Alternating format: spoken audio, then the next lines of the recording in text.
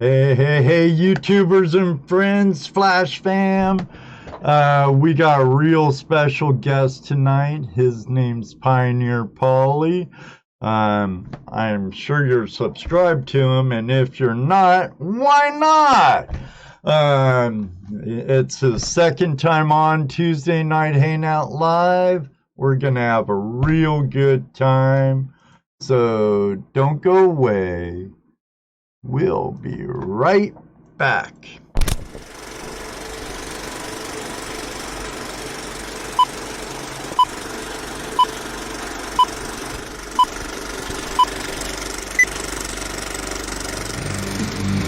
Hello, everybody, and welcome to another episode of Tuesday Night Hangout Live. It's Tuesday Night Hangout Live. It's Tuesday Night Hangout Live. It's Tuesday Night Hangout Live. With your hosts, and Marvin, Toledo and Jess, and Dano. Tuesday Night Hangout Live is a Flash in Your Pan production.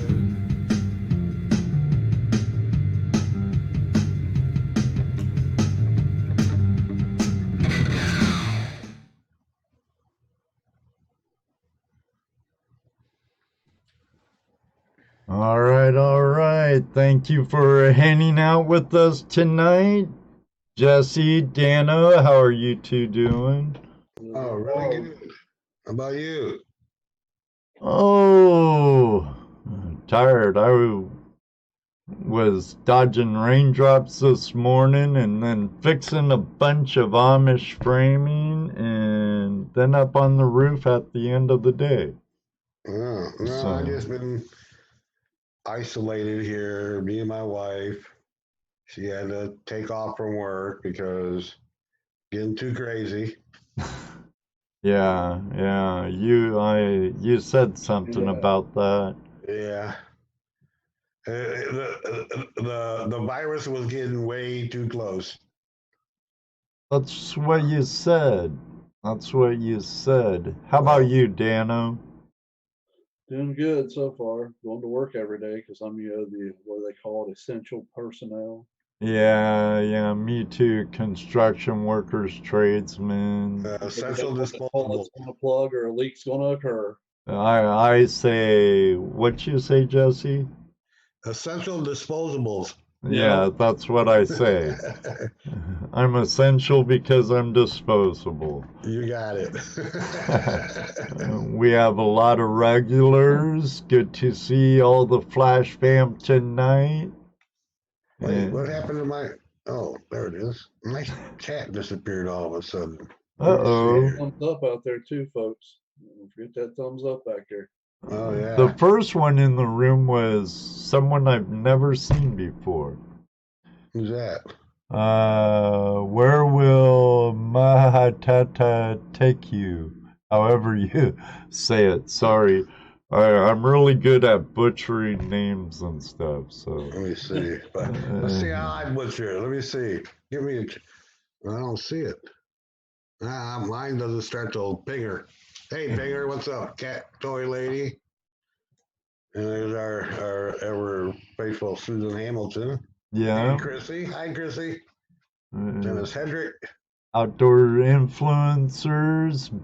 And Bill Southern from Nugget Shooter Journals. Hey, and David B. Can't forget Tammy. Hi, Tammy. Well, King Prospector Chris. Diamond Mining and Miner Ivans and Jason. Hey, Ivan.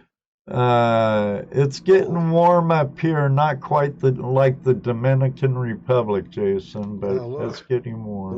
The world's best, most greatest, absolute, most wonderful Mr. Lodek. Absolutely awesome moderator. Hey, cat toy lady, how's Nugs better half doing? Awesome, I hope. I know I exaggerate just a little bit when I say hi to Jared, but He deserves it. Yeah, he does. He does a Hey, great GoPro job. Unlimited. Snorkel Pirate, welcome, Oh, there's welcome. Jerry. What's up, Jerry? California Motherlode Prospectors. Hey, what's up, Hey, Jerry? Jerry. Chris Mm, Neville, Good how you video doing? today. Good video today. I liked it. Yeah, I welcome like his, now you just put another one out today or yesterday, right? Today. today. Today, yeah, I haven't seen it yet. I haven't I'll got get to to it. watch it yet. I'll get to it too, Jerry. I had time to watch it, so I did. Oh, Well, that's cool. I liked his last one though. I liked his year-end roundup or whatever he called it. yeah, so That did was I. pretty His cool. best finds of the year. Mm-hmm. What I liked was that picture in our group chat of Oh, Bedrock dude, Bennett's wow. backyard. Wow. Yeah. That Water creek's rolling down moving through some there. gold Oh, in. no kidding. Exploring with Doug. How are you tonight?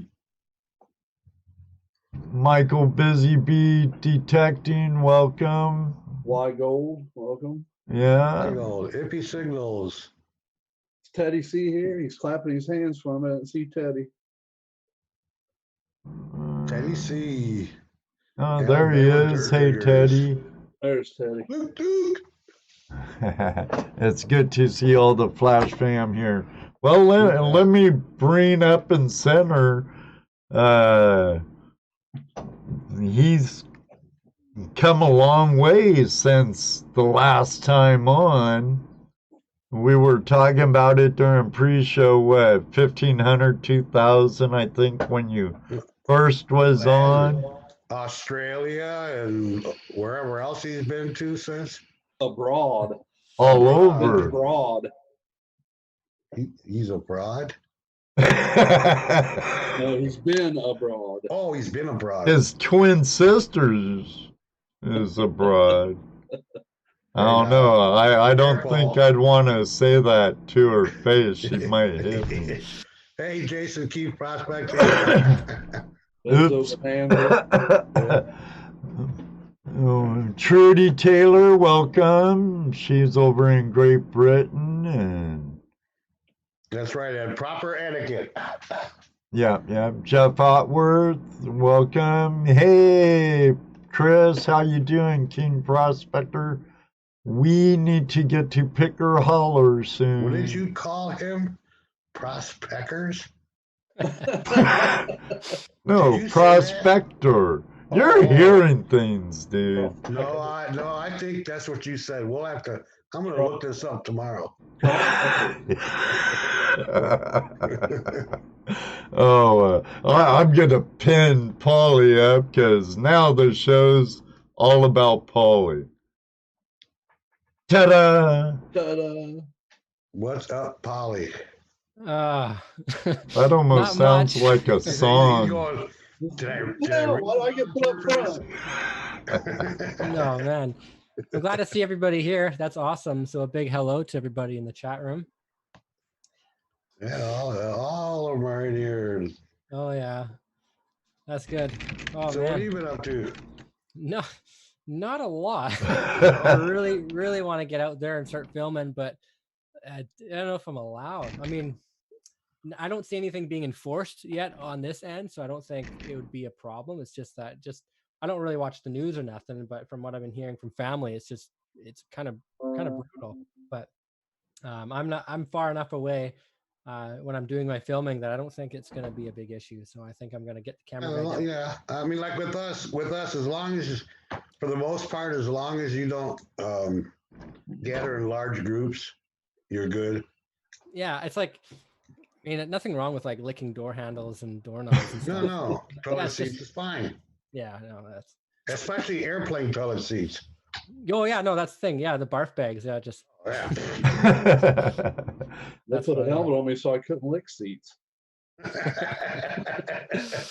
Oh man, yeah, I got so much hand sanitizer on me. Like I had it for, I don't know how long I've had this hand sanitizer, but I have a lot of it now, right? And people are asking me, where am I getting it from? I'm like, I hoarded it like years ago, and I just thought now would be a good time to start using it. So yeah, I have no problem with toilet paper. We always have a good problem with toilet paper up there. no, I didn't even know where that toilet paper came from. Because like honestly, if you have this sickness, you're not going to be using toilet paper. You're not going to be No. eating. Like you're not going to. Right. Tissues, maybe. Yeah, no. So No, I'm just curious as whether you, up in Canada there, you guys had the same run that we did for whatever reason. I think so. Yeah, there have been cases where people have been hoarding it and trying to sell them online, and they're getting Right. massive fines for it and stuff. But I mean, yeah, I don't see it really being that much of an issue. I mean, if you're out in the bush too, I mean, there's The leaves. only issue now is if you need toilet paper, you can't get it. No, yeah, that's the thing, right? Oh man, You know, I mean, that's funny. that's terrible. No, I mean, There's my worse wife and things. I, we've always not hoarded, but we've always tried to keep a couple months supply. You Yeah. never know. Yeah, You know? exactly. So corn cobs. Yeah. Hey, I Smith's mean, Gold. dude, how do you And get corn cobs in the city? Raise the window. Mhm. Two Toes, if you're hanging out if you're lurking, hello too. He told me on the phone he watches us sometimes when he eats. Oh, Two Toes, Gary. Yeah, I Yeah. love Gary. I love him so much. He's such a. I see Jeff's in the room, Smith Gold. Yeah. How's it going? Like to meet up with more of them guys here. Yep. Yeah, I'm supposed to do a Oh, US there he tour. is. Two Toes is here. Oh, He yeah, is quit he? working. Yay. Hey, Gary. Oh, my Gary, that's awesome. Hey, Gary, how's it going? I think that's the first time I've seen him in a chat room. Well, he's been in here before. Oh, he has? Okay. Oh yeah. Well, once in a while, we see him come in for a minute. Well, Oh, man. I had a nice talk with Gary a week or so ago, and he says he watches us, more listens, but that's cool. If he wants a lurk, that's all right with me. Yeah, besides, we look better when you listen to us. Yeah, I'll be right back. I'm just grabbing something off the shelf, and it's directly related to Gary. Oh, okay. Right on. Okay, so we'll bring try some. We'll try anyways. Yeah, this is a little bit of a funny story, kind of. Let's hear it. Well, Gary, for those of you who don't know him, he's like a legend. He finds the best gold, and everyone should go check him out. But he also makes crevicing tools. He owned his own shop, and he would sell all these tools and whatnot. And he did a video where he makes this scratcher tool, and it's has a red handle, and it just looks like a really cool we all have one. Yeah, they're like everyone has one. They're popular, and this guy, he makes them. And he made a video, and I commented, I was like, hey, you should make one with 2 handles, like, you know, instead of having like a handle to like a crevice point, like a handle to a handle. Like it would make no sense, but I was being silly, you know, and then I kind of forgot about it. But then 3 weeks later, I get this thing in the mail. It's literally like So how's it's a that been crevice working tool. for you? Oh, it's great. Yeah. It's absolutely awesome. Yeah, it's a double. It's yeah. It means like even though it's a funny little joke, it does mean a lot to me. I think that's Yeah, I'm sure. That's, Oh yeah, I definitely love my crevicing tools. I mean, now I just gotta get back out of the creek again, right? Yep, gotta get back to the creek. we'll get Yeah, there Yep. everyone has sooner. this gold fever or treasure fever, coin fever, whatever. It's At this point, with everything, it's cabin fever at this point. Just to yeah, get- really. Bat headed to it. Yeah, no kidding. I've been out in the shed every night after work for about an hour running material through my Green Mountain gold trap that I've turned into a recycling system. And I'm pulling out gold out of stuff I was about ready to throw in the yard or the driveway. And I'm like, oh man, Oh. that's a good box. Too bad you can't use sluices in British Columbia. I know. Oh, people use them, but they just, I guess, can't film them. Yeah. No yeah, but no, sluices it's, here. We did Yeah. this painting. Well, Some of these are actually, fishes, right? So, but Dan Hurd used it like in high a banker, I trough, think. high banker setup. And that was my goal, to make it so I could use it as a high banker also. And Yeah. I'm happy with it. Now I need to take it to Picker Hollow or something and use it. Or Vajayjay Land, Dano. Yeah, Yeah, man. people say that dredging is illegal in BC too, but it doesn't say that literally anywhere to do in BC. It doesn't say it's illegal. It says like there's a few things that it does say it's illegal, but doesn't say dredging. But what is legal is hydraulic lifting, which is the exact same thing. But instead of your back end of the dredge going right directly in the river, it needs to go either into a high banker up on a hill or in a tailings bag, as they call it. Right.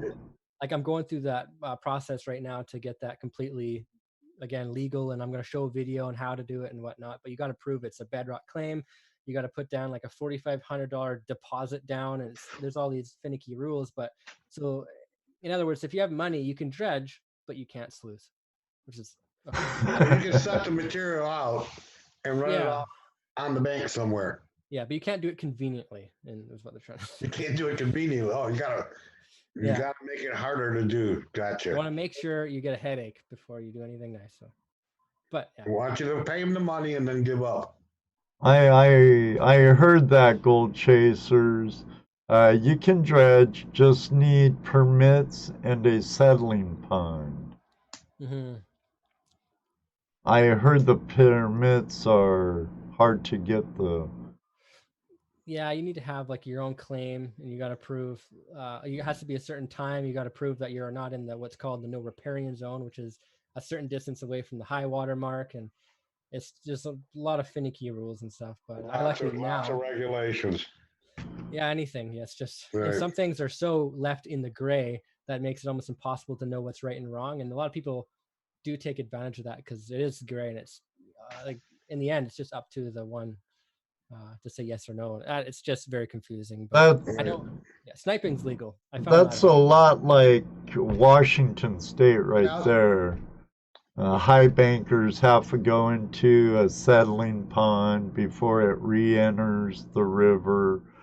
But I've heard Washington State pretty much passed a new bill where no motorized equipment in any of the salmon streams and stuff, which is pretty much every frickin' stream and river in Washington. Yeah, but the local government can park their diesel trucks halfway in the river while they do a pipe. Right, and run their excavators all the way through it. Right. What an issue that's happening right now on my claim, it's like it's mine and my mining partner I was gonna say Brandy, but Brian. We have this large claim on the certain river, and a portion of it is owned by another logging company. I don't want to name exactly which companies and whatnot because that could give away where it is. But they have a water monitor that tests the cleanliness, the cleanness of that river, and they installed it right on our claim, which is not a big deal. I mean, they own a part of it too, but they're digging into our banks and they're making roads and doing all this. And I had to provide what's called a Section 19, which is like my address, my name, date of birth, all my information kind of things, and like a money deposit just so I can go up there and mine because it's like up in private mountain land, right? But they never asked me for permission to go onto my paid for claim, and they're taking all my pay away to make these, like I want to see either compensation or get like, it's like they have one up on you when they shouldn't, and it's like it's a big little dispute that I'm going through with right now. It's unfair, but I don't know. I mean, there's bigger problems. I mean, you could like door handles, like owning a car. There's always something else going on with it. Yeah, always something. That's what I need. I actually need an outdoorsy vehicle. I borrow vehicles. I got mining partners with them, and I'm always carpooling. But I need my own thing. I want like 70 series Land Cruiser and get it wrapped or something, and just have my name on there. And I want something sweet. But all my money goes towards like camera equipment, cameraman, traveling, and editing stuff. And well, you do really well, Sniping. Why would you want to go to dredge? Well, never mind. That was a dumb question. like there's some spots that was getting ready to be a dumb question. like you're gonna say something with the dredging, right? Yeah. Well, like sniping is great. It's one thing to find shallow bedrock and snipe, but there's some spots like I found it was 13 grams. One of my biggest sniping days that I filmed, and I was screaming, and people said I was like overreacting because they don't understand that feeling. But anyways, I found about 13 grams, quarter ounce of gold, or almost half an ounce, sorry, in this little crack, and it kept going into this deeper spot. Now, I could spend 5 days sniping it. Like I can move the gravel out of the way, but I can spend maybe half a day dredging it. So it's that's You didn't need to explain it. That was. I know. I just. but you I'm do just so testing well you. in sniping, and it's I mean, less equipment, less. Yeah, it's so easy. It's just so easy. People get discouraged right away because they say, "Oh, when you go in the water, you're gonna get cold. I don't believe how cold you get," and blah blah blah. But it's honestly no different than getting water in your boot because you just forget. You get used to it. Your body heats up that water that's in your boot. Right. The same Oh thing goes yeah. with wetsuit. And Right. up back home and where you're from, you're gonna have a nice wetsuit anyway. Yeah, it is a bit thicker. I had a 6 mil Farmer John, so I had like 12 millimeter in my vital areas. Yeah. The crotch. Yeah, Pioneer Prospecting wants to know when you're gonna get back into your wetsuit, get crevassing. I don't know. I want to go this week at least. It wouldn't take long for me to actually get up there and go do it, but my camera guy can't come here right now because he's on the mainland and I live on an island. So if I were to go, I mean, I guess I could go and film by myself with a GoPro underwater, but to make it to a video, I always like to add the drone and add like some, hey, good morning, that kind of thing. But I couldn't finish the video until he's down. So I've kind of just been putting it off. But what I want to do is there's a few places here where I've been finding arrowheads lately, and I kind of want to get in the water and snipe for arrowheads and just see what people react to that. But Blue sniper arrowheads, that would be cool. yeah, it'd be different. It'd be really, Yeah, it would be. That'd be different. But sniping for gold, that's always on my mind. I got my own scuba stuff now, so I can even dive for that stuff. But right now, it'd just be so dangerous because you're not allowed really around anybody, and to scuba dive by yourself. It's not smart anyways. Yeah. Right. Even I mean, it's at tempting. good times. Yeah, Yeah, even on the good times. Yeah, I've had some close calls. Yeah. But easy for that to happen too. oh yeah. Oh, You right. know, I mean, first of all, you're out of your normal element. You're in the water where you don't belong. Yeah, I was diving with Jake, D Almighty on YouTube. He just broke his 10 million subscriber mark, so he's just way up there. And we went to one of my mining partners' claims, and we were diving there, and I was like so excited. I'm finding gold. I'm like looking at my gauge. I'm like, yeah, I'm almost out of air, but it's not that. I'm not that deep. Just keep playing with this, and before you know it, you inhale and you get no breath, and then you gotta swim up, and then you realize you're like, wait, I gotta let my air out, and then the button doesn't work, so now you gotta take your weights off, you take off your, and before you know it, it's been like 10-20 seconds, and you're starting to panic, and it could all have been avoided, but I love gold, so yeah. Not worth dying for though. no. You get some good views though. Yeah. That's funny. You have your GoPro on your chest, and next thing you know is your video, you're taping down there, sniping. The next thing you know, all you see is you just bobbing slowly, up just bobbing up and down. That's funny.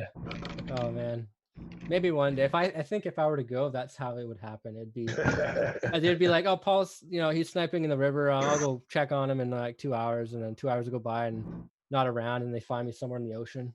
I don't know. Look at the video. Look at your GoPro. It's the sky.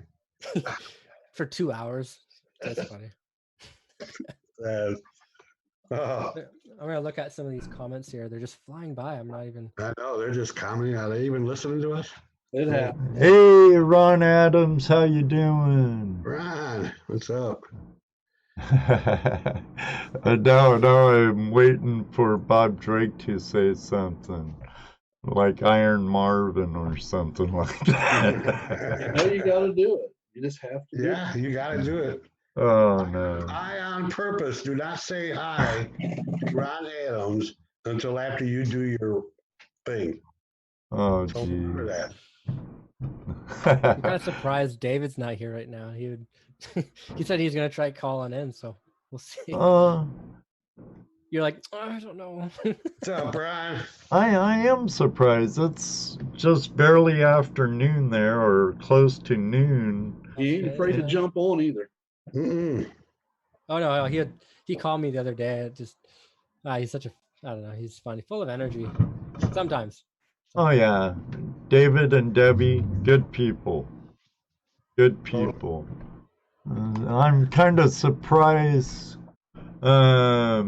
Sean's not in here, or So yeah, I don't know. Where would there be. Yeah, I keep in touch with Sean, Chris, David, all those people. yeah, and if it wasn't for all this pandemic stuff, you'd be over there now, huh? I'd be in Pilbara right now. So northern Western Australia right now. We had it all planned out. We were gonna go camping, and I don't know. I don't know if I'd survive the heat, but it would have been fun. So Well, especially if you wore your beanie there like you did last year. yeah, I do not know why I brought that. I was like, oh, but that's part of my thing. I'll bring my toque. And I went down there and I was just like, oh, that was not only was a pain in the butt to bring it, but just to wear it. But yeah, but no, I think what I was gonna do in Western Australia this year was I was just gonna get one of those big hats that have those masks thing over them to stop all the flies and stuff. I was keeping in touch with a few people that do the Aussie Gold Rush show, right? And they're telling me you have to bring one of those hats. I mean, next to water and that kind of thing, those flies will suck Eat the you moisture up. right out of you. They'll eat you, yeah. So you gotta get one of those. Or if nothing else, even if they don't eat you up, they're gonna be bothering the hell out of you around your face all day long. Just be And eating that them, can be yeah. nerve-wracking. Yeah, last year when I was in Australia, I'd sit there, be so hot sitting there on the creek. These flies would land on your face, and they'd walk over your lips and go in your nose and come back out. And I got so tired of smacking them off, so I just like stand there. Me and Chris were looking at each other, just like flies on our face. So like, yep. Eat that much. Our friend King Prospector, Chris, he's a good friend of ours. Right. We go prospecting with him and stuff. He's like, ask Pauly if he ever plans on coming to Ohio. Yeah, I plan on going all through the states. I was actually supposed to be Australia to the end of April. Then at the end of April, Australia, they come back. Okay, let me check the date right now. Let's see. Yeah, I was supposed to come back from Western Australia April 15th-ish, and then I was supposed to go to Tokyo for a week and a half. And then right after that, I was doing a US tour from here all the way through the US. I don't really know the route yet, and then end in Mexico. So yeah, everything's just on hold right now. But yeah, I do plan on going to Ohio for sure. Yeah, there. Well, How? let us know when you're coming, Pauly, and we'll be some good hosts for you. No, it'll be good. I'll just knock on your door, wake you up. It's nice. Yeah, my address anyway, so. Yeah, I do now. I do. Yeah, but you also have mine, so I gotta be careful. That's funny. Paybacks are a bear, aren't they? So how are you guys doing with this whole pandemic? How are you guys keeping yourself busy? Me, Same as everyone else? Not much anything. I got a bad knee right now, so I'm not able to move around a whole lot. So this whole thing happened at a good time when I couldn't really move anyways. Right. I'm doing all right. I'm back to work. The first week I was forced mass layoff. I just did some editing and worked on some auction stuff and worked on my website a little more. And then I got called back to work. So, which is fine. If I'm gonna catch it, I'm gonna catch it. I just try to stay out of people's 40 feet zones. away from people. Yeah, as far as I can. I'm taking my walking stick with me, so when I go to the store, I and am not walking stick. not you, Is that the walking stick you're talking about? no. I'm joking. But I carry one and keep it pointed back. Yeah, just tape like forks and knives to the end of it and just swing it. I'll be that grumpy old man with a cane swinging around. There's been a few of those people here already. Yeah, people going crazy and stuff. Yeah, but I still can't understand all the toilet paper crap. I don't know. I don't know. It's they say it started from in Australia or something, but I mean, again, like if you get this COVID-19, you're not going to be using toilet paper. You're not going to be eating. You're not going to be like moving much. Like you're going to need water and that kind of thing. You know, salts and clothes. So maybe, I heard something. I heard something here the last couple of days about everybody reacts to this virus different. It affects them different. Yeah, some people have talked about like, having hallucinations and just being totally. Oh yeah, super chat. Body aches and stuff like this. So I guess it affects people in differently. Yeah, and apparently people can catch it and then pass it on without even knowing. And so those are the ones that are dangerous. Like, I mean, like if I got it and I didn't know and I pass it on to some elderly lady or something, and then she might have a completely different reaction.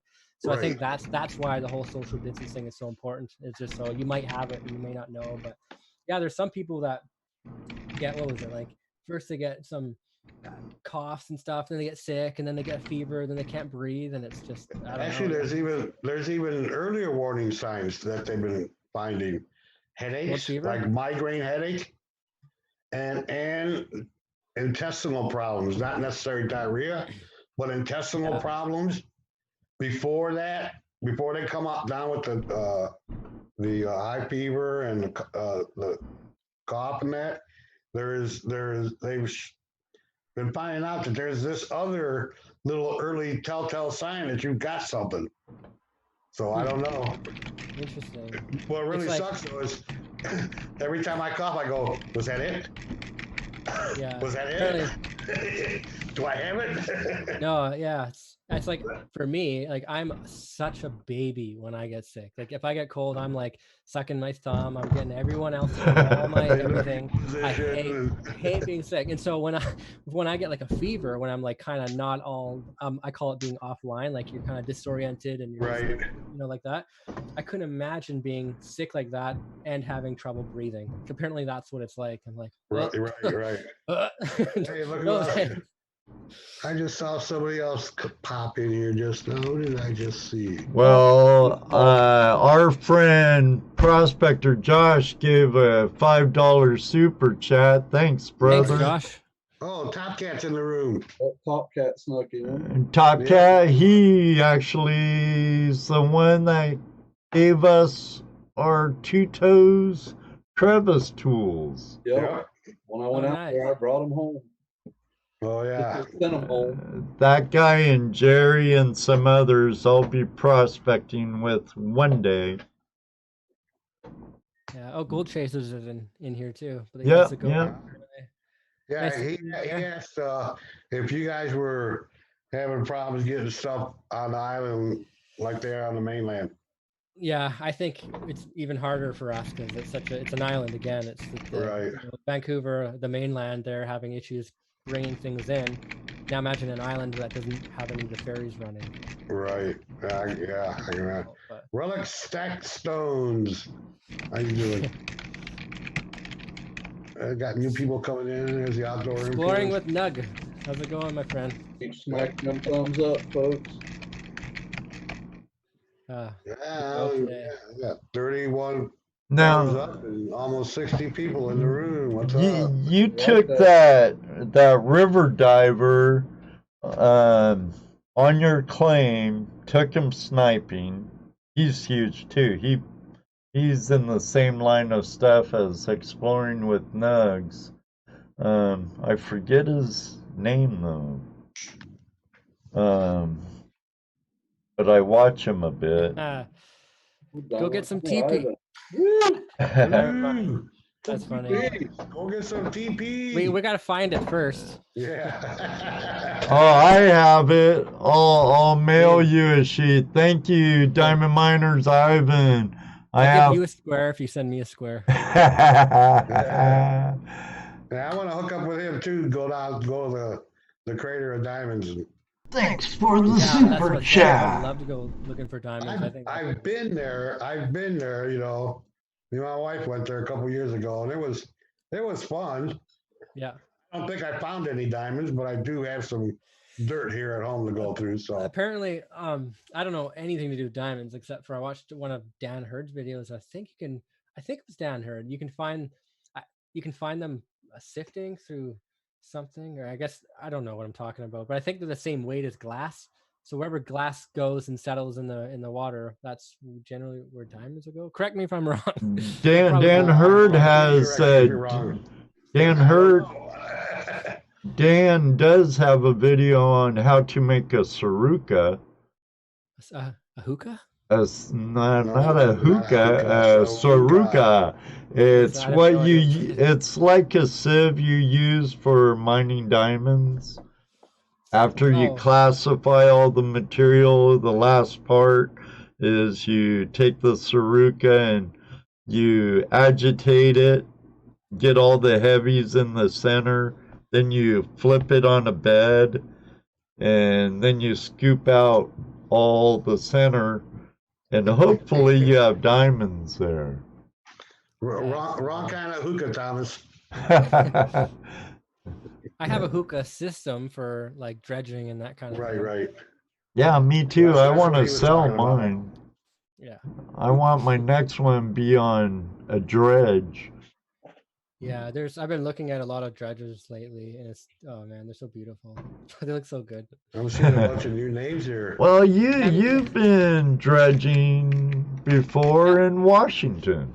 Yep, I've dredged in Washington before, and yeah, I need to dredge again. I want to dredge here. Just have to get those proper permits, and but they call it hydraulic lifting here, so it's a bit different.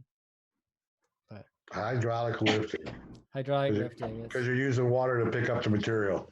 Yeah, so that's people look for dredging rules, and they look up dredging, and they say hand dredging is illegal, but that's with hand pumps. It's just that their terminology in BC is a bit different from what we're used to conventionally. So that's where people get and find all the errors and mistakes, and they try to correct you and say it's illegal when it's not. It's just depends what you're reading and what terminology you're looking after. Right. And often I'll do something on a video and people like yelling at me saying it's illegal. You can't dig this deep away from this and this and that. It's like, man, like, don't you think I know?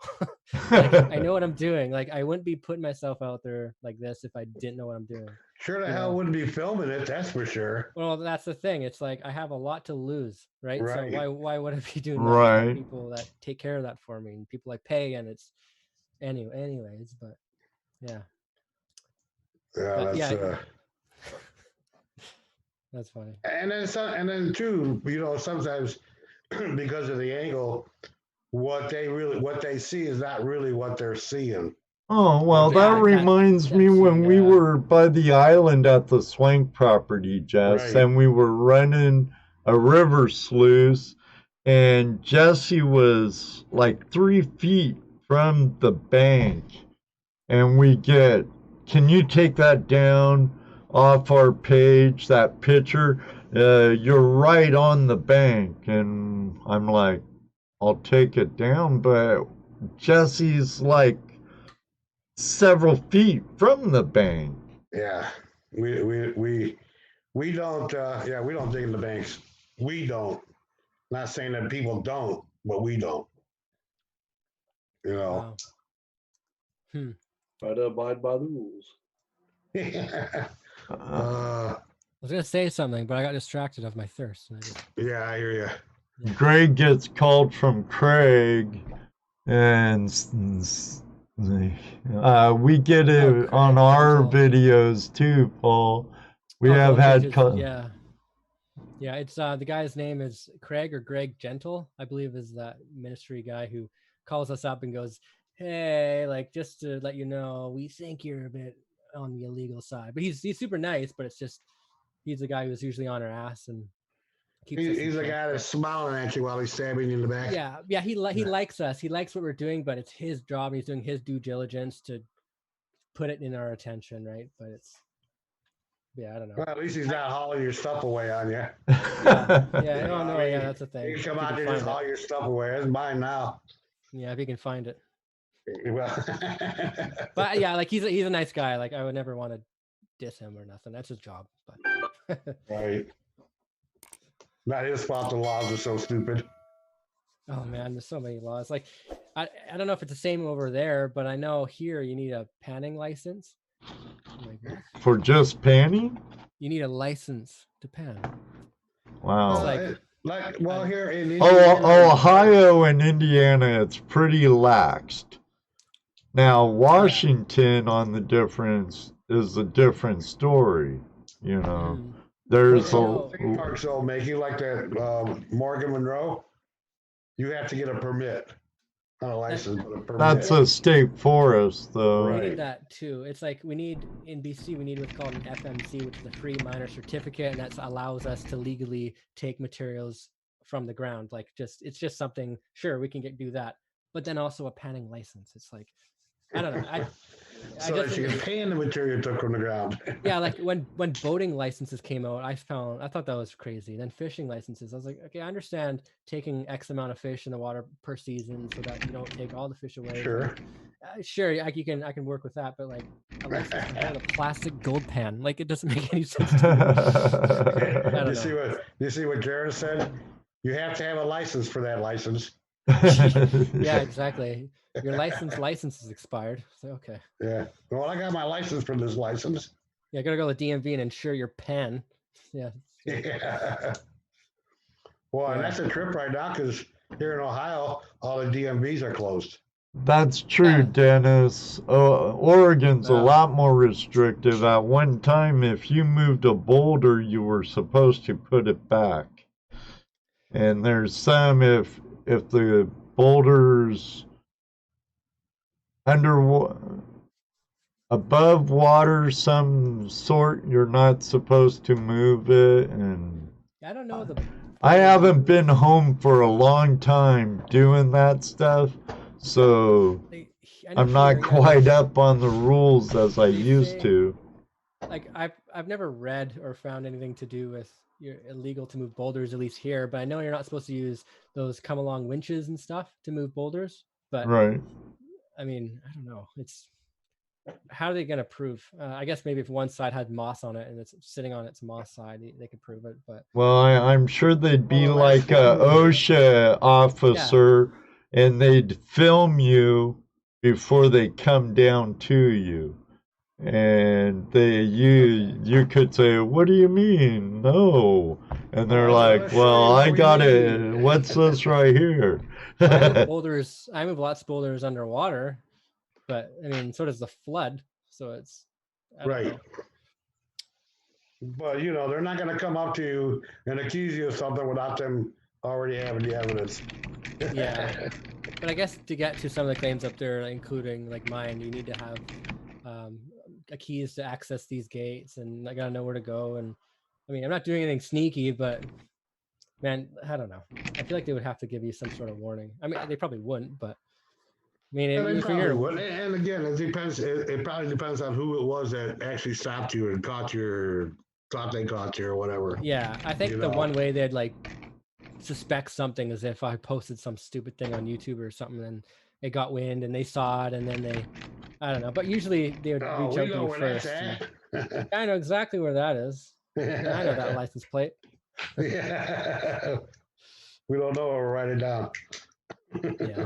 When I first started making arrowhead hunting videos, I was so proud of, I can find arrowheads here. And I was just so proud of it. I told everyone the locations. I was like, this is exactly where I am. If you want to come here, come and join me. And it's like just big mistake, but yeah. Yeah. Good times. Yeah. Well, you learn. We learned right away. We learned that a little bit. Don't film the area. Film your equipment. Film what you're doing, but don't let them see where you're at. Because Yeah. you have people like me that'll go, I know exactly where they're at. Like a lot Yeah. of people do know where I go, but it's those people are usually just from this area, and I'll meet Right. them up at the gate or something, or I'll be at a grocery store and they'll see you, and so that does confirm kind of the area you're in and whatnot. But I can't get over this tool. I just keep staring at it. It's awesome. What kind of stuff do you have to show and tell, even though you did a really good show and tell video the other day? You are in your treasure room, aren't you? Yeah, I got some stuff on the shelf over there. Within reach, I do have the latest arrowhead I found. That was kind of neat. Oh, that one was the one you were telling about in Yeah. pre-show. Nice. Yeah, that one. Yeah. Just hopped into an old creek that I haven't seen in a while, haven't been to in a while. Within the first couple minutes, I found that and I turned the camera on, picked it up, and sure enough, it was an arrowhead. So now I have a video I'm working on, and yeah, I just want to find more gold. I just want to get back in the water. Somebody asked earlier, what was your count for last year? Gold count. Gold count? I don't think I even kept track. Yeah, you know what? I don't couldn't keep even tell you track. how much I've Last year was the biggest year I've ever had. I mean, before that, it was just fly poop and what we call Right. low gold. I mean, And a then couple, last year, yeah, a couple it was years all ago, I nuggets. sold what I had, and that was the only time I ever weighed it. And it was like 7 grams or something, not much, but Yeah, I don't know. I've already guessed. I don't know. I'm not even sure. Yeah. Flower Gold Wizards asked if I invited you to Flash Bash yet. And I said, not yet. Hey, Pauly, if you're in the area, the first weekend of June, we're having an outing called Flash Bash. You're more than welcome to be a guest. Where is it? Like, is it like a live show or is it somewhere? It's a event on the river with a bunch of other prospectors Get a and breakfast every YouTubers. Tuesday. Where's this? I've heard of. Sorry, I in missed that. Ohio, not the Ohio. hash bash, not the hash bash. And Yeah, when he said I've heard of that, I'm thinking he's thinking of the hash bash. that's probably This what I'm is thinking Ann of. Arbor. But yeah, if I'm in the area for sure, I'd love to, because like the whole goal with doing this tour is to stop, if I can, at every state or every main state along off a certain course, and see everybody, do meet and greets, hang out, just do as much as I can.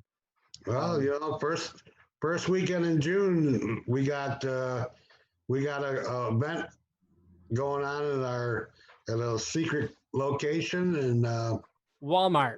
people there.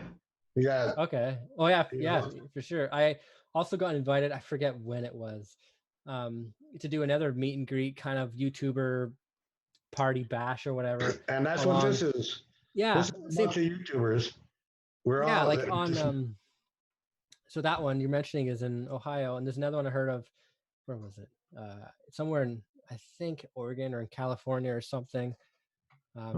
Prospector Jake, the young prospector. Yeah, he called me and invited me to it. So I just forget which date that was, but I got to that too. But yeah, Isaiah prospects with him from OG Yeah. Gold. oh gee, Isaiah's a beast. I love Isaiah. He's great. Yeah, he's a good Hats on the guy. shelf. Yeah. I found my biggest gold up towards his border. Yeah, I was in Oregon not too long ago, and I didn't get to That see will him come because out like a bell. he was a bit, I think, southern Oregon, I want to say. The Southwest, Grants Pass I went area. to, I actually met up with Todd Hoffman at his place, and it was where was that? It was Sandy, Oregon. That's where I Oh, went. yeah, Didn't do any panning, but that's just east of Portland. yeah. No, So, yeah, right. we went to Portland and got some family some of this unique beer that they really wanted, so that was cool. Oh, you cool. go, I you saw the picture with you and with Todd in a car. Yeah, I picked him. I rented this Mustang and I picked him up. It was just so funny. It was like I didn't think it was gonna happen. I was talking to him for a while on social media, and we're just kind of I can't get too into it right now, but we're talking about some stuff, and then he invited me out, and so I went down there and got a hotel with the camera guy, and then I arrived and I texted him, and he goes, I'm like, hey, you ready? You home? And he goes, yeah, I'm just finishing band practice, and then gave me an address. So I gave me this address, and I'm like, okay. So I have my breakfast, I go to this address, and I ended up at some gate. I got at some gate, and I was like, is this the address? I kept looking at the thing. I'm like, it has to be. But this is an airport. I don't see him. Yeah, they I don't see have him a anywhere. small airport Yeah, in and Sandy. I didn't know that. So I'm like, okay, the gate's open. So I went in there and I just kind of parked and walked around. There's all these old Fords and didn't really see too much little hangars. I'm like, it'd be awkward if I just start looking into these hangars and kind of find them working on like a fighter jet or something. Like, I don't know what to look for. So I was just kind of hanging out there. And then after a while, I look in the distance and there's this massive house in the distance, like on the same property. I'm like, that has to be his house. So I'm like, sweet. Do I go to his house or do I wait? So I wasn't even sure. But I ended up going back in the Mustang and kind of creeping up to this big house. And then sure enough, I saw trommels and his tractors. I'm like, hey, this has to be him. And then he comes out, and from there we hang out, go to the band room and chit chat for a while. Then we go out for breakfast, and yeah, it was such a unique day. It was really interesting. Cool. Yeah, it was cool. Very It was really cool. Right on. And Yeah. do you snowboard or anything?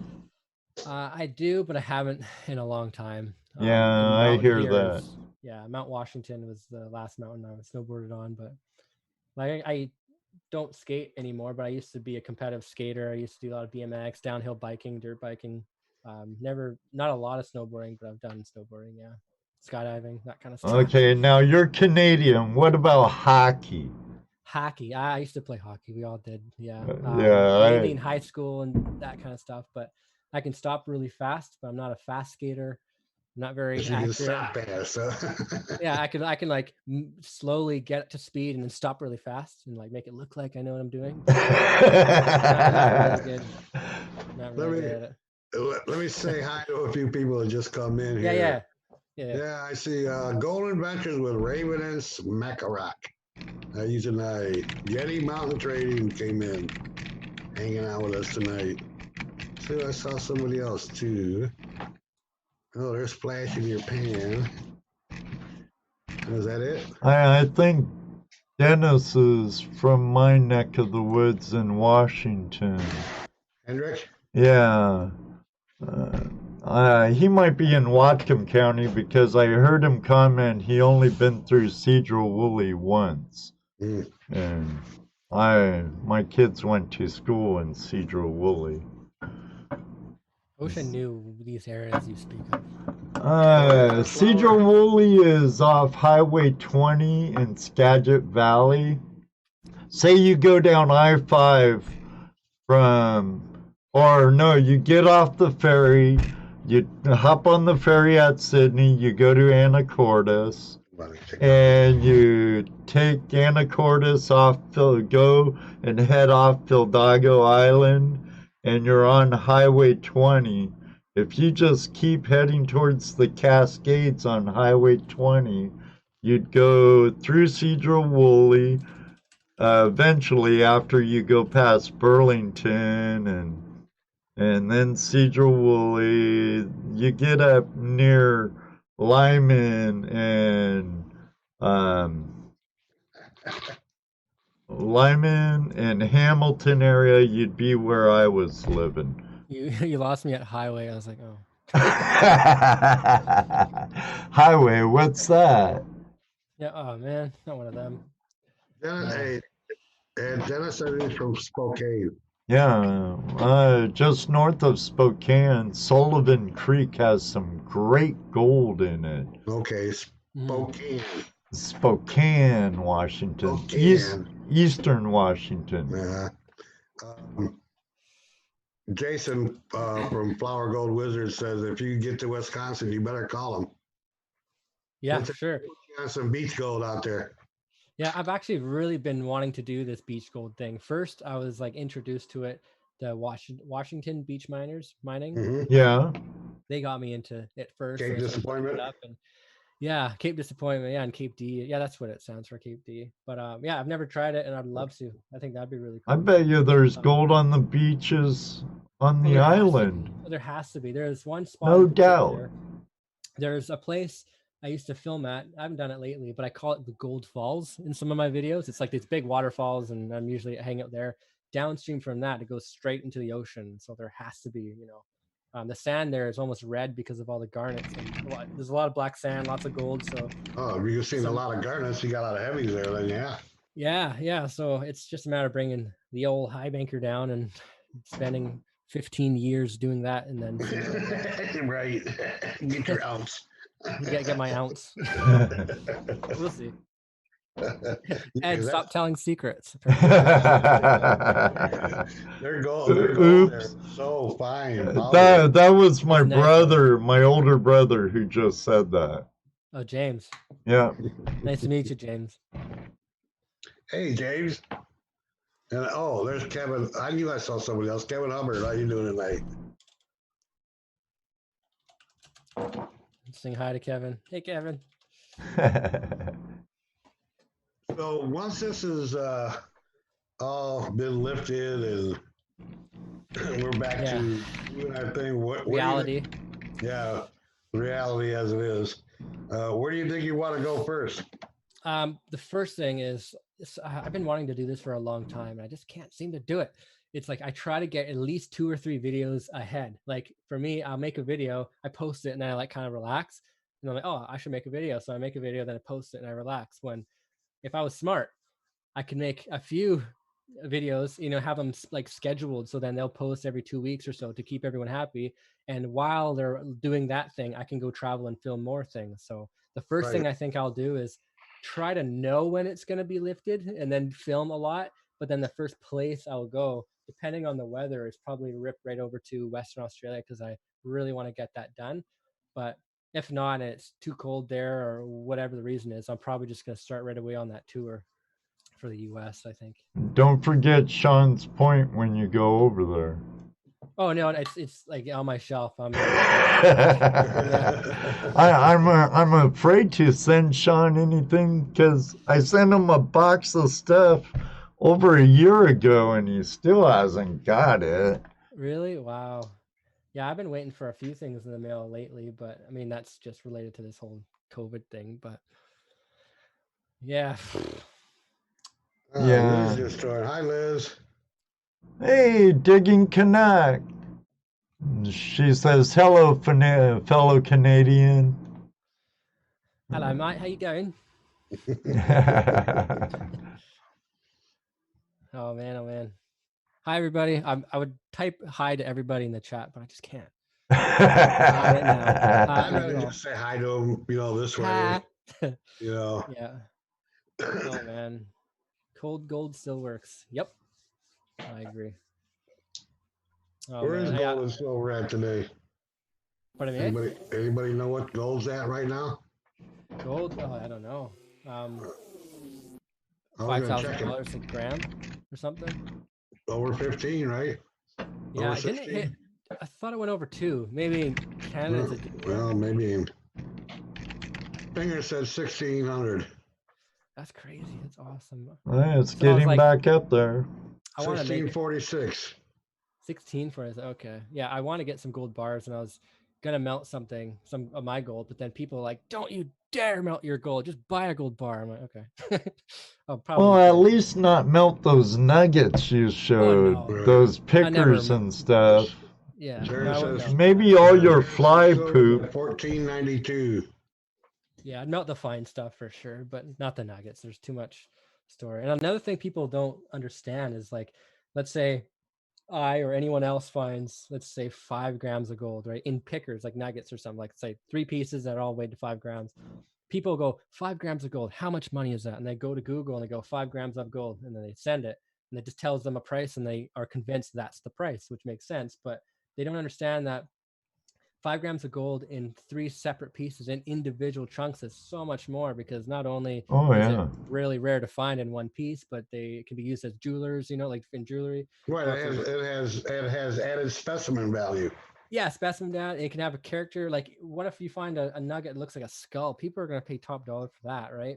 Oh Right. yeah. So there's a lot of stuff to consider. Then the purity, there's so much more, but I forget my point. Yeah. Oh, treasure mixers just showed up. Hey girls.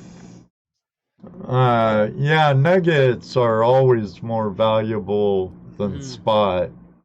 Yeah, for sure. And then understand, with raw gold, you have different carats too. Is it 18? Right. Is it 20? Is it 22. 15 or whatever, Right. depending on the impurities. All the gold I find is 1,000%. Pure 24 karat gold. 25 karat gold. 25 karat. Oh man, that's too pure. Oh no. Yeah. Hey, Justin Pretty? I don't know. Mark Justin Pratt. Thomas. Mark Yeah. Thomas, how you Yeah. been? It was Ray Russo. Ray's in the house. There's someone Ray. to take you dredging. It's Yeah. just Rosie tonight. Hi, Rosie. Yeah. Oh, I want to dredge so bad. What I I'm should sorry, do is Rose. yeah. I get invited to go to different places around the world, and in each different state and all that kind of thing. What I should do is, like, when people invite me somewhere, I should write down their name and their contact info and put it on a map. So anytime I go to this area, I can contact them all and actually go and see them. That'd be cool. That's cool. Yeah. That'd be a good idea, because if I were to go to let's say, I don't know, Utah or something right now, I wouldn't know how to get to those Dude, contacts and ask them. Right? If you did that going across country, you could hobo your way across. Just sum up. Couch I surf. should. Just wear a mask and have a couch on my back. You go from one place to the next, crash out for the night and take off to the spend a day or two there, whatever. Yeah, that would be bad. Hell yeah. I don't mind camping either. I mean, I haven't camped in a while. Right. I'd love to camp. Mr. Lodak says, sorry, no gold in Utah. But we know that's about the only lie he tells. Go to Utah. Wayne says Utah, lots of gold. I almost got in trouble going into Utah. Well, almost, not really. I rented a car when I was in Arizona, and I was like, I kind of want to rent like a regular car and be good on gas and do this, but I'm like, you know what? We're in Las Vegas. I kind of want to rent something different. So then I ended up renting this Lamborghini with the camera guy, and then we just used that for the day. But then I was following this road. We went down to like I think it was the Hoover Dam or some other places, and then I just kept driving down this road, and we're entering Utah, right? And then we get a phone call saying you cannot go to Utah with this car. I'm like, oh, I guess they have GPS. They know where we are. So I turned around. Well, when you're renting a Ferrari. Yeah. I guess. I mean, I'd want to know where the heck it is, I guess. What? Now, how was that like going out? Did you drive that to meet Jeff in the desert? We were going to, but then last day we decided not to do that, bring it all the way there. We went close to where we were, but I don't know, because just where it was, like, I can't explain too much of where his claims are and stuff, but there's no way that car would have made it. So I'm glad we didn't. So that was. Okay, now how fast? I've been wanting to ask you this question. How fast did you get her going? I don't know. 120? 140? That's a good, smart answer there. I don't know. I don't know. I don't know. Like, I drive relatively responsible, right? But we were in a desert. With a long straight road. Yeah, no, a couple times we did go really fast, but I don't remember looking at the speedometer. If I did, I'm probably lying. You were afraid. No. Off the road. Well, what we tried doing was, like, because I wanted a shot of the sound of vroom, like, driving by. So I got Keith, the camera guy, to get out of the car and record it, like, just record the sound, right? And I'm like, well, if he's rolling, I might as well. Might as well get the sound right. Yeah, so we did it. But yeah, That was I don't remember how fast we went, but it's literally the fastest I've ever been in a car, let alone a rented car. I don't no, even want to think how much it was. Yeah, I don't know. Yeah, it was scary. Like me, I don't like going really fast. At least in my car I have now. Like once you hit around 100, you start to feel light, and the front end starts to be unpredictable, and it's like, you know. But like the thing with supercars, like a Lamborghini or Ferrari, I used to work at dealerships, and I've had experience driving this when I was a stunt driver and stuff too. But when you people don't understand, when you're in a high-end car like that, the brakes are very, very responsive, the gas is very responsive, the steering is very responsive, the tires are great. Like it's really easy to go fast and really easy to stop. So it's super easy to go fast, especially when you're shifting at the tip of your fingers, right? So we went fast. So it was a Lamborghini and not a Ferrari? No, this is a Lamborghini Huracan, so it's like a $260,000 supercar. Yeah. Nice. Pretty fun. I'd take that for a joyride, and I'd probably go fast. Yeah, no, it's fun. When I first got it, I got into the car. We rented it in Las Vegas from another YouTuber, and we just kind of went up and down the strip, and I'm like, boring. So yeah, I just took it out, but that's fun. I have a lot of photos and videos from that, but I'm like kind of hesitant to upload any of that. So I don't know. Right. Now that trunk looks uncomfortable to sit in. Yeah, it was uncomfortable. It's good for the photo, but it was comfort. uncomfortable. Yeah, no. No, they're built to hold the road and go fast. Yeah, like I'd be much happier with like a Land Cruiser or something, or like a big off-road vehicle that's wrapped or something, you know. But down the road, I'd probably get an exotic car because I just love them so much. But on an island, you can't really do much with them except, I don't know, cruise through Vancouver or through Victoria. And yeah, there's another YouTuber who lives kind of close to me, and I've actually known him for a long time. His name's Damon Fryer, and he has a YouTube channel. Just broke 2 million, I think 2 million subscribers, and it's Daily Driven Exotics. So he like wraps up these vehicles and he drifts and does all these crazy stuff. But I don't know. I like gold more, I think. Yeah, it does blow my mind what gets popular. Yeah. You know. Now, has your life changed much from being an actor in motion pictures? I've seen some of your portfolio, and you've actually been in a lot of movies. Yeah. And compared to now with your YouTube success? I'd say YouTube definitely blew past all of that. I mean, when I was in the film industry, it's of course fun to meet celebrities and like be on cool movies and stuff. It's awesome, but it's a lot of it is just so fake. Like the people you meet are just so fake. Like you meet somebody and they like love you and they'll put you the hashtag, selfie, and it's amazing. Then off camera or off set, they're completely different. They're owned by management teams. It's just everyone. It's like they post pictures of their best times when they're not, like if they're upset or something, they'll post pictures of their best times and their best friends and the best days and the best filters and everything. It's not who they are. They're just plastic. It's plastic, it's just you make friends that aren't actually friends. It's just kind of show. It is. It really is. And like, oh God, I just sounded like Archie, didn't I? It's ironic though, because like I met my camera guy, Keith, doing stunts. I met him on Planet of the Apes, working on that show. Oh, cool. He was an a-hole. I did not like this guy, but now we're like great friends. Oh. Yeah, YouTube's better. I can be myself, and people seem to enjoy it. So I'd rather do this, I think. But I'm all for making movies in the future. I have like a TV show idea that's in the works, but not until this thing's over. And I don't know. That's just more of my style, I think. But I'm happy to actually try the whole film industry thing. And I don't know. It was tough. It was like up and down. You get paid good, and then you're not working for months, and then paid good again, and it's just a lot of work, really. Feast and famine. Yeah, it's so true. Yeah, it really is. But sounds like construction. Yeah, like Mr. sounds like showed up. Yeah, Hollywood North. Oh, there Buckle has showed up. Well, Stephen Alicia was here from Gotti, and some other Australians. I was wondering when that Tasmanian devil was going to show up. Oh no, David's in here. Uh-oh. David's in the house. Yeah, and Uh-oh, I something thought I smelled happened. something. That Oh! something weird. Dun, dun. I just hit a really snack foo with my internet connection.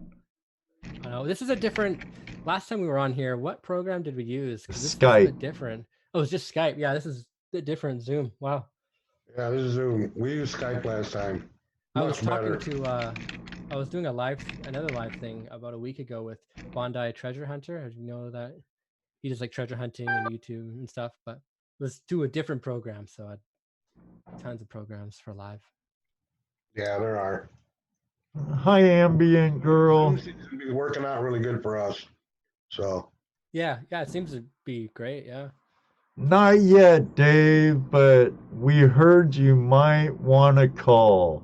So I'm going to send out an invitation. Oh no. That's funny. you're in Those of trouble you- now. Those of you who don't know, Gold Rush Tasmania is David Buckle, and he's just a really, really nice, smooth-talking man. You'll like him. He's a Oh, good yeah. guy. Quiet, soft toned. That's funny. You just posted the invite publicly. I think that's gonna. Yeah. That's okay. Well, you know, I have to let him in, so. Right. Yeah, Besides, Ed's got control there. You know, he can mute and kick you out whenever he wants. Yeah. You guys should bring Gary on the show. I think that'd be I've talked to Two Toes when he fixes up his office and Yeah. has a good system. We're gonna schedule him in. I could send him like a really nice GoPro if he's not GoPro, sorry, webcam if he's interested. I can give him. There you go. Gary. Yeah, he's someone I really want to meet as well. Oh, me too. I can't wait to meet him. Thank you. One day. Run for the hills. One day. Man, my Time to voice. shine. My voice. Your voice went high there. Do that again. It's beautiful. I really like that. Oh yeah, super chat. I think Dave Buckles here. Yeah, Ivan wants to know what if you're if that's 110 proof apple juice. 110 proof. Yeah. It's 90% gin, 2% apple juice. It's literally just it's watered down apple juice. It's all it is, with some BCAAs, branch chain amino acids in it. Just And some crack. Dave's unmuted, so we should be able to hear him. Hey, Debbie. Come say hello to Pauly Dale. Hello, Oh. Pauly. Hello, Pauly. Good We day, love mate. you, Pauly. G'day, mate. Hello. G'day, mate. How you going? Yeah. You sound like a Tom. You sound like English. You gotta talk through your nose more, mate. Okay, you like this? G'day, mate. Very, very good. Very good. You sound like the girl next door. Oh no, that's funny. How you Hey, doing? I thought you were coming to stay with Debs and I. What happened? Bloody coronavirus. Well, yeah, you started that whole pandemic. What'd you do? You ruined it for everybody. I didn't wash my hands. Picking your nose. Pauly, No, it's licking doorknobs. yeah, things like that. Hey, Pauly, I know you're a famous man, and I know that the show's Oh. going really well. So what I'll do is I'll keep it quick. I've got a hypothetical question for you. Oh, great. Here it is. David's famous hypothetical questions. Yeah. Okay, go for it. Pauly, Mhm. what I want to know, if you were trapped on an island that was full of gold, and you could be trapped with one other person for 5 years, 5 years. but there was no sexual contact allowed, would you choose to be trapped with a male prospector or a female prospector? Why not both? No, just one person. Oh, probably female. Oh, Oh. Ah. What are you trying to say, David? I don't know, man. I'm just. Sorry to let you down. I think David wanted to get stuck with you. Yeah, sorry to let you down. And what if you were allowed to have sexual contact? Would you rather be stuck with a male or a female? Oh, female. Is this a trick question? That's all I wanted to do, Pauly. I just wanted to ring and stir you up for 5 minutes. That's all. Okay.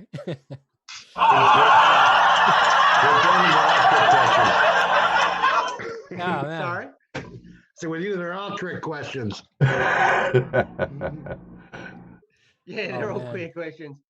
All right, guys. I want to get back to the show. Love you all. Love you, Pauly. Keep up the good work. See you later. Sorry again. See See you, mate. Thanks Bye. for stopping in. Thanks, Dave. Always a pleasure. Love you. Bye. See ya, Debbie. I'd be stuck with Debbie. Amy, a girl says he wants someone to cook for him. Can that woman be Debbie? Can I bring her for 5 years? Well, she'd probably work. Oh, that's funny. She might do it. Go repair.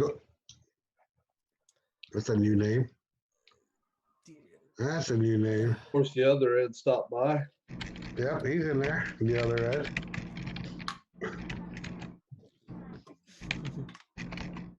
I took a sip of my drink, but the lid was down. Okay,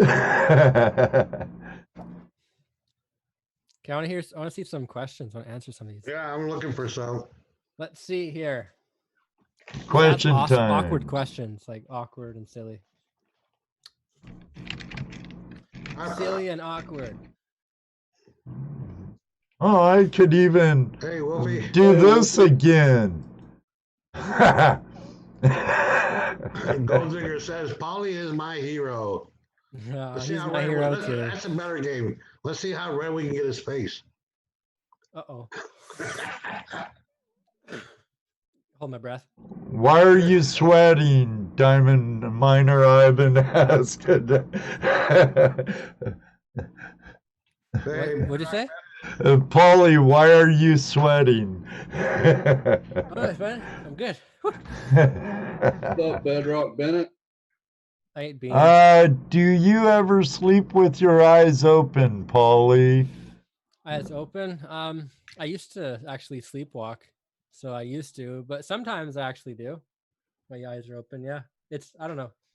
It's strange. Like I'll be asleep, but then my partner will like take a picture of me with my eyes open while I'm sleeping and completely spook me. Not always. My dog but does sometimes, that. Yeah. Now here's another one from Gary Sprinkler Repair. Oh, I Pioneer know. Pauly, do you sell your gold? That was gunfire. I've never sold any of my gold yet, but I've given gold away and stuff. So yeah, Well, it sounds a lot like me. I've given away a lot more than I've ever sold. Yeah, I mean, I'd rather give it away to people who really want it, opposed to like selling it. I mean, it's always nice to make money, but I don't know, it doesn't feel right. I just don't like asking for money. That's just me though. I'd rather do a trade. I just did a trade with somebody who gave Yeah, me trades are always fun. yeah, this guy gave me a hand carved skull with it's like caribou teeth, bone teeth or something, and I gave him some pieces of gold that looked like teeth for his other project he was making. It was just like this trade. I do Cool. that sometimes, yeah. Would you be interested in doing a sticker swap, Pauly? Yeah, yeah, for sure. I just got a whole bunch of stickers. So yeah. Good, then the 3 rule's not a problem. The which rule? The 3 rule. What's the 3 rule? You send out a sticker, you gotta send Jesse and I one too, so you gotta send 3 stickers. Oh yeah, done. And if you send Ed gold, you got to send us gold. That works. If you send Okay. Ed equipment, you got Great. Okay, back to the questions. Our friend King Prospector, what's your best advice for someone trying to grow their YouTube channel? To start the channel, there's a lot there too. Don't follow trends. Don't try to copy and be like somebody else, because a lot of people will recognize that and they'll try to either stay away from it or they'll call you out on it and that kind of thing. But just be as real as possible. Don't fall into ad traps. Like you get people saying, hey, like tag my name and tag all these other people, so then more people see you. And it's just so many different ways I could say that, but just stick to you as you, I guess. Don't get any free rides. Don't ask for shout outs to other people. And none of that stuff. But oh man, I could write like a book on it. There's so many. Kind of caught me off guard there. That was actually a really good question. I should actually write something up to do with that. But, boy, YouTube server's busy tonight. yeah, how many people are in the chat? You. 53 right now. Yeah, it keeps knocking you down. Yeah, it's has to be all this confluy stuff. So Right. I agree with walkabout prospecting. Be yourself. Hey, Be yourself. Prospecting, by the Be way. yourself completely. Never try. Bedrock Bennett, hey Pauly, why don't you get a PI detector so you can get some better depth? I just got one. I literally just got one now. It's like the lower end. It's of all the PIs, I guess. But I have a MindLab SDC, like 2300. I just got that one in. And again, that was a trade, straight trade. I was about to drop to get those detectors here in Canada. It's going to cost me with a deal over $5,000. So I made a phone call to somebody I know, and he literally just sent it to me. So I was like, wow. So I'm giving him some parts for his Jeep. Nice. So yeah, I have a PI now. Yeah, and I can't wait to actually get to using it.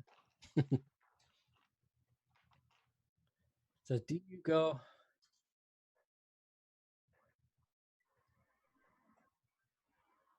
We'll just make fun of you while you're gone. That's cool, but keep an eye on the room, Jesse Dano, and I'll be right back.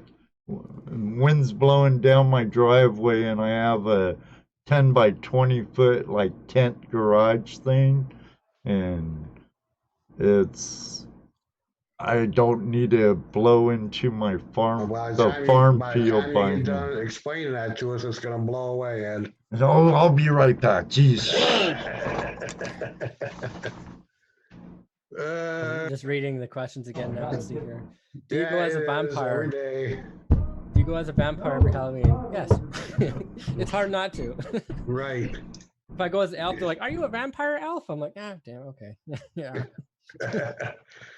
Are you a vampire Santa Claus?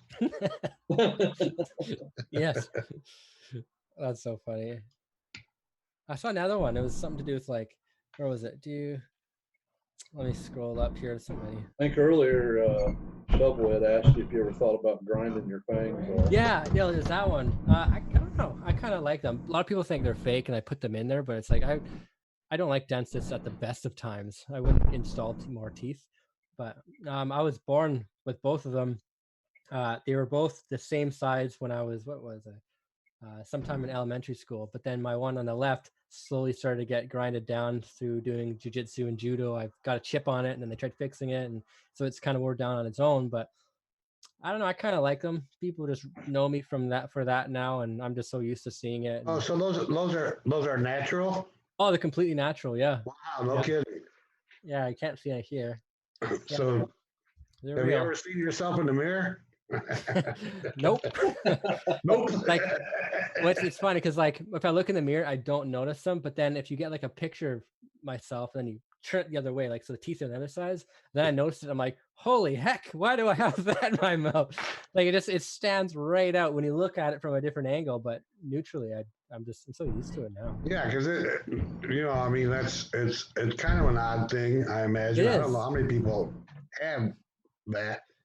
Yeah, I don't know. I think a part of some of my videos why they got so popular were because I like the way I took a photo, like, look at me, I'm doing stuff. Like, like in the thumbnail, I was smiling, and I guess the teeth looked more predominantly in that photo. So Right. A lot of people were commenting saying, holy cow, are you a vampire? And asking about the vampire. And I clicked because he looked like a vampire. And so those videos got tons of views. I'm like, that's a good thing, I guess. A lot of people hate it, but that's okay. Just keep watching. But what did Miss Laurel ask? I missed her question. Miss Laurel asked, Pauly, what do you think your viewers prefer watching? You swimming in warm or cold water? I think they probably want to see me This swimming. is a family show now. I would say they probably want to see me swim in cold water and see my face when I jump in there. It's Yeah. So sorry, I had to ask for a friend, of course. For a friend. Friend. That's funny. But I honestly prefer the cold water for more than one reason. But number one, because it's so clear, and it's super nice, super clear, easy to see. But when it gets too hot, it gets like everything starts to grow and stuff, and the water slows down, and it's not as clear and gross. But David Buckle says he's a werewolf. Subscribe to him. He's a werewolf, yeah. Walkabout prospecting. What mining equipment haven't you used yet that you want to use? I haven't used. Let's see. Any hard rock equipment. I don't think I've ever done any crushing, but that's not really much kind of on the equipment side. I think I've used almost everything. Maybe hydraulic mining, like when you use the hose to blow down like the hills, and haven't tried that. Haven't played with dynamite. I think when you were with Jeff, didn't you go in his mine? No, we didn't go there that time. No. I'm not sure why. We just went out into the desert. That's drift mine anyway. That's actually placer. Yeah, it's like a it is a placer. And what about Dan Hurd's mine? I've been to his there as well. When Shane Clutch Guitars was down, we all went in there. I don't think I made a video, but I helped both of them film them and stuff. But I went in there. We panned, like we'd hammered away the wall, and then we panned away the stuff that we hammered and found a lot of fine gold and stuff. But I don't know enough about geology to really be getting into that at this stage. But I mean, it wouldn't hurt. I would like to. I think. Well, it's a good time to learn, huh? I guess so. Yeah. I guess so. Good time to learn. There's actually mines on my claim and my partner's claim. There's like I think they're called adits, not audits, but adits. You know, old claims that have been caved in that I really want to go and re-explore. So that'd be fun. Go in there, sample, crush, sample, and bring the PI detector in there and do it. Like maybe you'll want to clean it up and rework it if it's feasible. Yeah, you never know. I mean, they weren't on this creek that I was mining at, where I usually do my sniping. They weren't there very long, and I can tell because there's just so much freaking gold there still. But I mean, I don't think they're in the water, let alone scuba diving and stuff too. So there's a lot of potentials. And now my mining partner just cleared out a huge area for his excavating job and his wash plant and trommel. And since we had that pulse induction, it's made us a lot more excited to go and check these old benches. And after watching Gary's videos, he always finds nice gold on these higher benches. And this has got me thinking, like, I never work on the benches, like higher benches. And I feel like now's the time to really hone in on that, I think. Hurry back, Chrissy. Now there's a few questions piling up. Diamond Miner Ivans, have you ever dreamed of a big nugget? If so, how big was it? I keep having this reoccurring dream, and it's like I don't know how big it is. I can't picture it, but I found it underwater, and I found it head. It's about maybe as long as like your pinky, but that's the side of it, and it's in a crack while sniping, like, so it's just sitting in there. And for those of you who've never looked for gold underwater, like the tiniest piece of gold looks actually pretty big just because of the, I don't know what you'd call it, but the diffraction with your refraction. Everything looks a lot bigger and brighter. So when you do find anything like a gram or more, it really makes it scream like a little kitten, right? So it's super exciting. but yeah, I'd say like at least 2-3 ounce piece is the one I'm thinking of in my head, which I know they exist there. There's old photos of people finding 4 or 5 ounce pieces in that river. So you'll find it one day. One day, Pauly, I know you definitely. will. You saw that nugget Jerry found last year. Yeah. Where was this again? Where am I thinking? Which nugget? At Bennett's. At Bennett's house in the backyard. In Bennett's backyard. Oh yeah, I saw that one. Oh man, and then there's like Cape Disappointment in Washington. People are finding potato patches, like big potato pieces of gold. That's Really? wild. At Cape Disappointment? Yeah, that's Wow. really cool. Um, Yeah. Now, Miss Laurel asked, we talked about this already, but for you, Miss Laurel, I'll ask. Pauly, did you really drive a Lamborghini when you arrived to Jeff Williams? I did drive a Lamborghini, but I didn't drive it to him because, like, I knew if I did that, I would have to take that car off road and all the way up to his claim. And the car that I used as the replacement for that Lamborghini barely made it to that spot. So we went out to near his location the day before with a Lamborghini, and then we thought that night not to bring that car in, but I was going to go and do that. But no, so I did Now, get to drive it, but not to Jeff. you were on Jeff's claims, but you weren't at his drift mine. Correct. Yeah, I don't know where his drift mine is in relation to the claim that we were at, but according to him, it wasn't too far.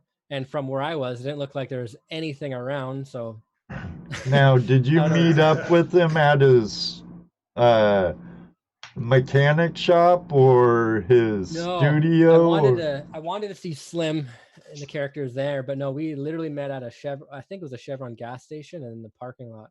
Oh, okay. Which is pretty funny. So that That answers fun. Run for the It was good. That answers Run for the Hills question. David Villa wants to know, have you ever been chased by a bear? So you cut out there. What was that? Have you ever been chased by a bear? I've never been chased by a bear per se, but I've been charged at. They do this black bears do this thing where if you startle them, they'll either run away or they'll freeze or they'll come at you, get you really close, and then they'll take off. That's only happened to me once. And then a couple other times I've had bears slowly approach me and then walk away, like not too close, 10, 15 feet, and then go away. But I've startled bears and they've ran away while being in my wetsuit sniping because you look like a rock, like you can't see anything, right? Bears don't notice you doing that. But black bears are a lot more common than people think, especially up in this area, and they're a lot more tame than people think too.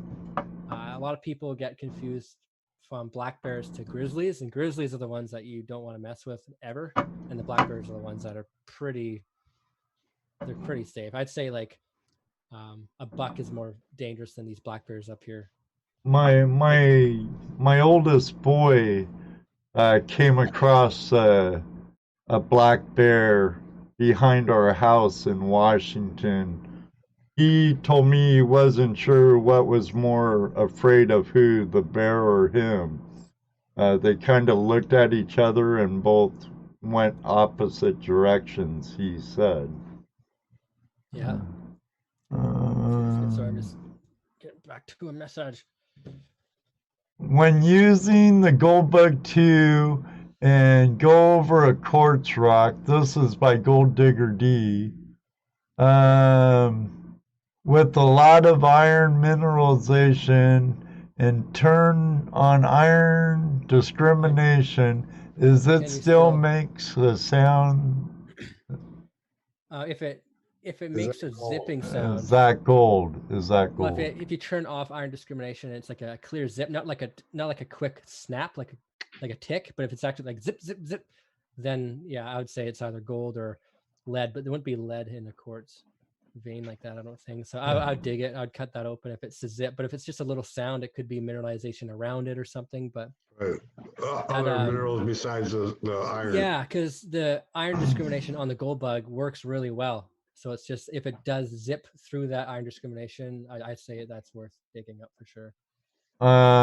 Dennis, dredging, it's a lot of paperwork in British Columbia and permitting. He's dredged in Washington, I believe Southwest Washington is where you said, I thought. That was a long time ago when you did that video. A while ago.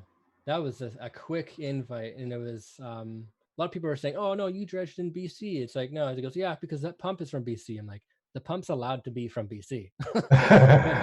You know, that's where I made the dredge, was in BC. But yeah, I was in, I forget where it was. I think I told you, Ed, after I first did it on the last show. I don't remember where it was. It wasn't too far off a highway, but I got an invite.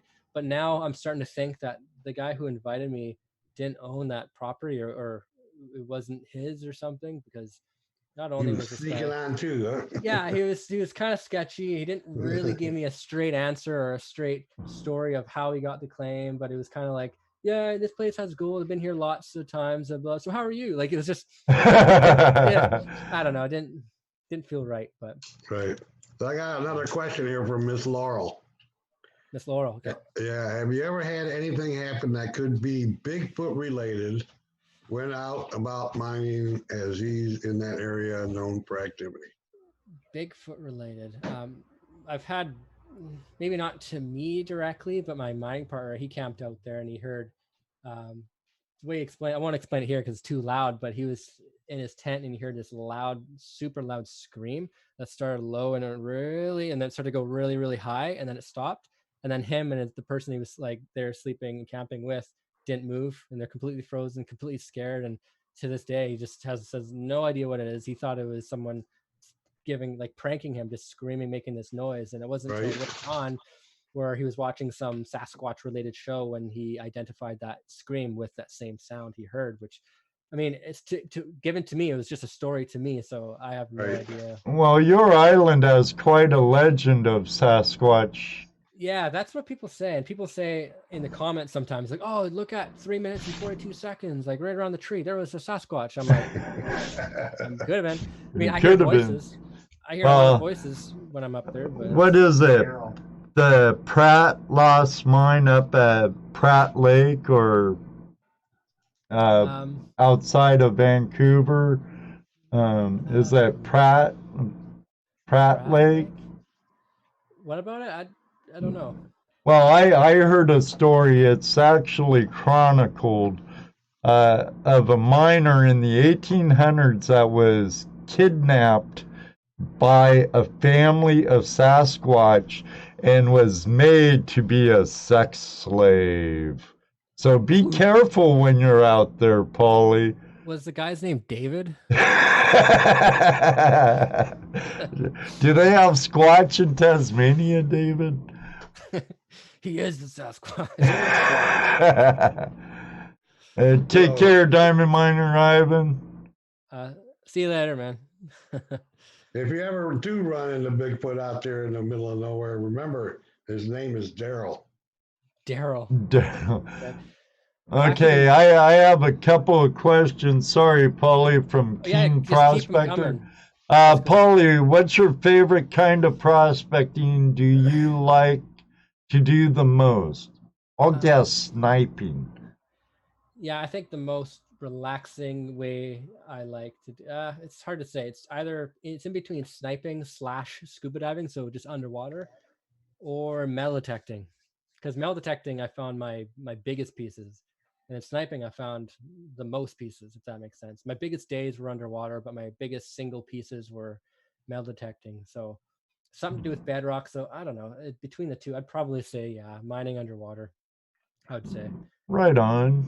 Cool. And I first started doing that after I was watching Gary Two Toes' videos. I'm not sure if he's still in the chat, but yeah, his sniping videos. I saw a comment from Two Toes not too far back. Yeah, he should be still around. It was only like 10 minutes ago. Yeah. Okay, now here's a question we usually ask. Pauly, what was the most terrifying time you was out prospecting? And what happened? There's a few times I've almost drowned, but this one in particular was I was sniping, making a video. It's on YouTube now, but I never highlighted or talked about that time. But I was crossing a river by myself in the winter, so the water was already flowing pretty fast, just after the winter. And there's like when you're crossing the river, there's a few ways you can do it. Like if you cross in the wide section, and if it's shallow, you can fight the current and go across. But if it's not shallow, you gotta walk ahead, like upstream. And then you got to plan where you're going to land, because the second you get in the water, you're going to get blown downstream. So you got to plan it. You got to expect maybe another 20, 30 feet before you hit the other side, like of distance for travel, right? So that's one way to cross. Two is you can just not be stupid and just not cross. Or three, you can find that really narrow section, jump over rocks or whatnot. But I was in this narrow section of the river where the water was rapid, and then it got super quick, like almost on the top of a sluice box where you can see right through it. Like you don't see any ripples. It's just like a diamond, right? The water was super smooth and it was shallow and it was just bedrock. And I'm like, I can either jump over that or I can walk across it. And I wasn't really sure, but I really wanted to get to this fresh bedrock exposure and film it with the GoPro and hopefully find gold. But I remember taking a step in there, which was fine. But then as soon as I took my other foot off, I went right over this little waterfall.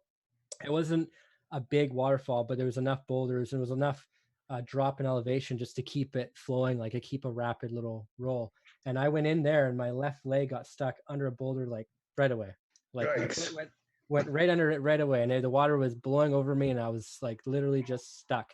And I remember like my snorkel hit my face like this and I couldn't do anything. So I tried pulling my leg out and then my body would twist. And right away I felt a twist in my ACL, my knee. So I twisted my knee and I'm already freaking out because I'm like, I'm gonna drown here, right? So I'm getting my hands like this, like a V, and I'm pushing against this rock, trying to get my foot out, and I keep moving it, and then rocks will move, and I'll move, and it was a little bit of playing, but eventually I got my knee out, and then I rolled, and I kept rolling down this thing, and the pain wasn't that bad at the time because I didn't really feel it. I was more trying to get oxygen in my lungs, but after I tumbled and I rolled to the bottom of this little fall, I now was in the middle of this wide stream, so I had to quickly choose like which end am I swimming to. But in a panic, I just swam to the side that I started from, luckily, and got up on this bank and I kind of sat there on my back, and then the excruciating pain kicked in and just, my knee started swelling and I was like just in such shock, like my just gel, that feeling you get a close call and you get adrenaline and you can barely walk, and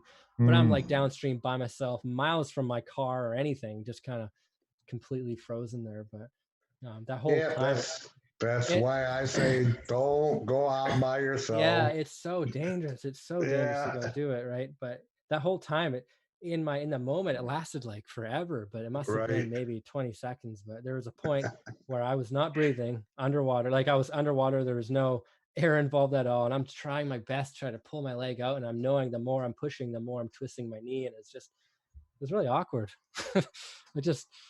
Yeah, so since then, I haven't gone underwater by myself. I either have the camera guy with me, or I have my mounting partner, Brian or Andy nearby, or I have a walkie-talkie, and it's not worth it. But I'd say that was the time. There's times where I've been wanting to go out, and I don't, because it's, I don't want to go by myself because, dude, what if something, as these guys like to point out, I'm older than dirt. Older than dirt. So, for me to fall and hurt something, I'm screwed. Yeah, and especially if like the taller you get, harder. Yeah, so I if I don't have anybody to go with, I'll stay home. I'll wait. Yeah. Oh, we have someone ringing on the doorbell. Oh no. Oh, he's our friend Prospector Josh from the Motherlode. Oh, Josh. Oh boy, put them up front, Ed. With the kid. Oh, little man with I'll pin Josh up. Oh man, look how big he's growing. Holy cow. It's growing like a weed, Josh. Let me unmute you. Gotta roll that boy up and smoke him. You need to find a mic or something. I thought I heard. Just draw. No, I don't hear him. No, he has no mic yet. He's trying to juggle his son and his phone at the same time, so. Oh, man. Give him a shovel. The son. Now he looks like he's frozen. Yeah. Our good buddy Josh from Rad. Oh. Rich Ass Dirt. I think he's back. There he is. He still hasn't picked a mic yet. Or I don't know how you do it on your phone, Dano. How do you do it on the phone? I don't know. Mine always works. You put down the kid. There. There you go. It says, hold on here. Swipe left, swipe right, push this. Now, that was your camera. Connecting the audio. There, he connected. There he Camera is. back on. There you are. Yeah, yeah. There you are. Hey, Josh. What's up, Hi Bob? guys. Hey, you haven't called in a while. You forgot how to, huh? I haven't even been on YouTube in a while. It's just a weird thing. I love YouTube and I love all you guys, but I just haven't been around. Well, we notice, and you have that little rugrat growing like a weed, buddy. Yeah. He takes up 99.9% of my time. I bet. Is he going with you and the goose? Is he going to be going with you and Sluice Goose? No, he will not be. That trip is still going on. It's in beginning of June, and it's really nerve-wracking because I've lost 6 participants because of it. Most of them were out-of-country participants. Yeah. That won't be lifted for a while. No. But Yeah. we're still doing it. We probably won't have as many people anymore, but oh well. Pauly, if you want to come now, we have a spot open. Yeah. There you go, Pauly. Yeah. Whereabouts is this Yeah. again? I was distracted This is looking at California. Mapages. I just bought a new claim on, Okay. I'm not going to say what river, but it is the richest river and the most money I've ever spent on anything. Well, you So- had me at California. Yeah. Well, you just started raising that one, so you'll learn it wasn't. No, I'm so down. I just don't know how the borders or travel is working right now. I'm not sure. I heard they don't let Canadians in. That's all I know. Oh yeah, I think our borders are being silly right now. I'm hoping it all Unless gets. you're transporting a commodity commercially. Oh. There you go. Go watch your cartoons, kiddo. Go get a I job. like cartoons. I Pauly, do. get a job driving a truck, then you can cross the border. Yeah.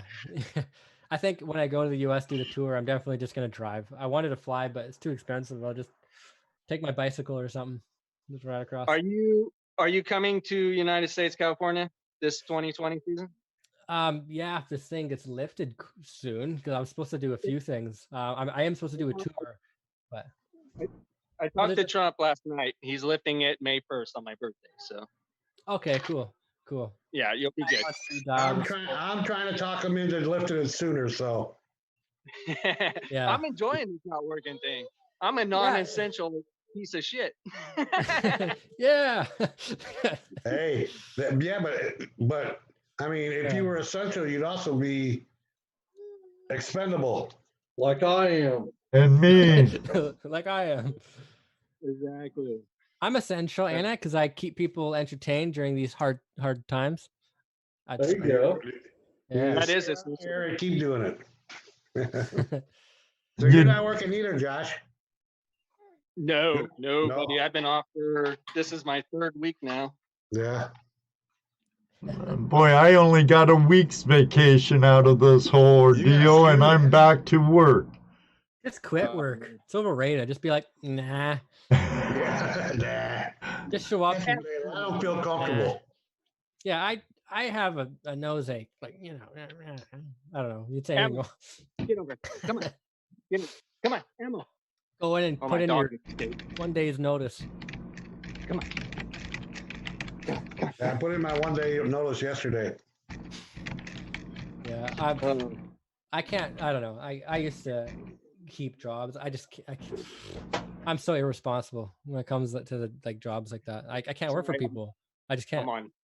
So I don't. I just, I can't do it. Yeah, it's hard to work for other people.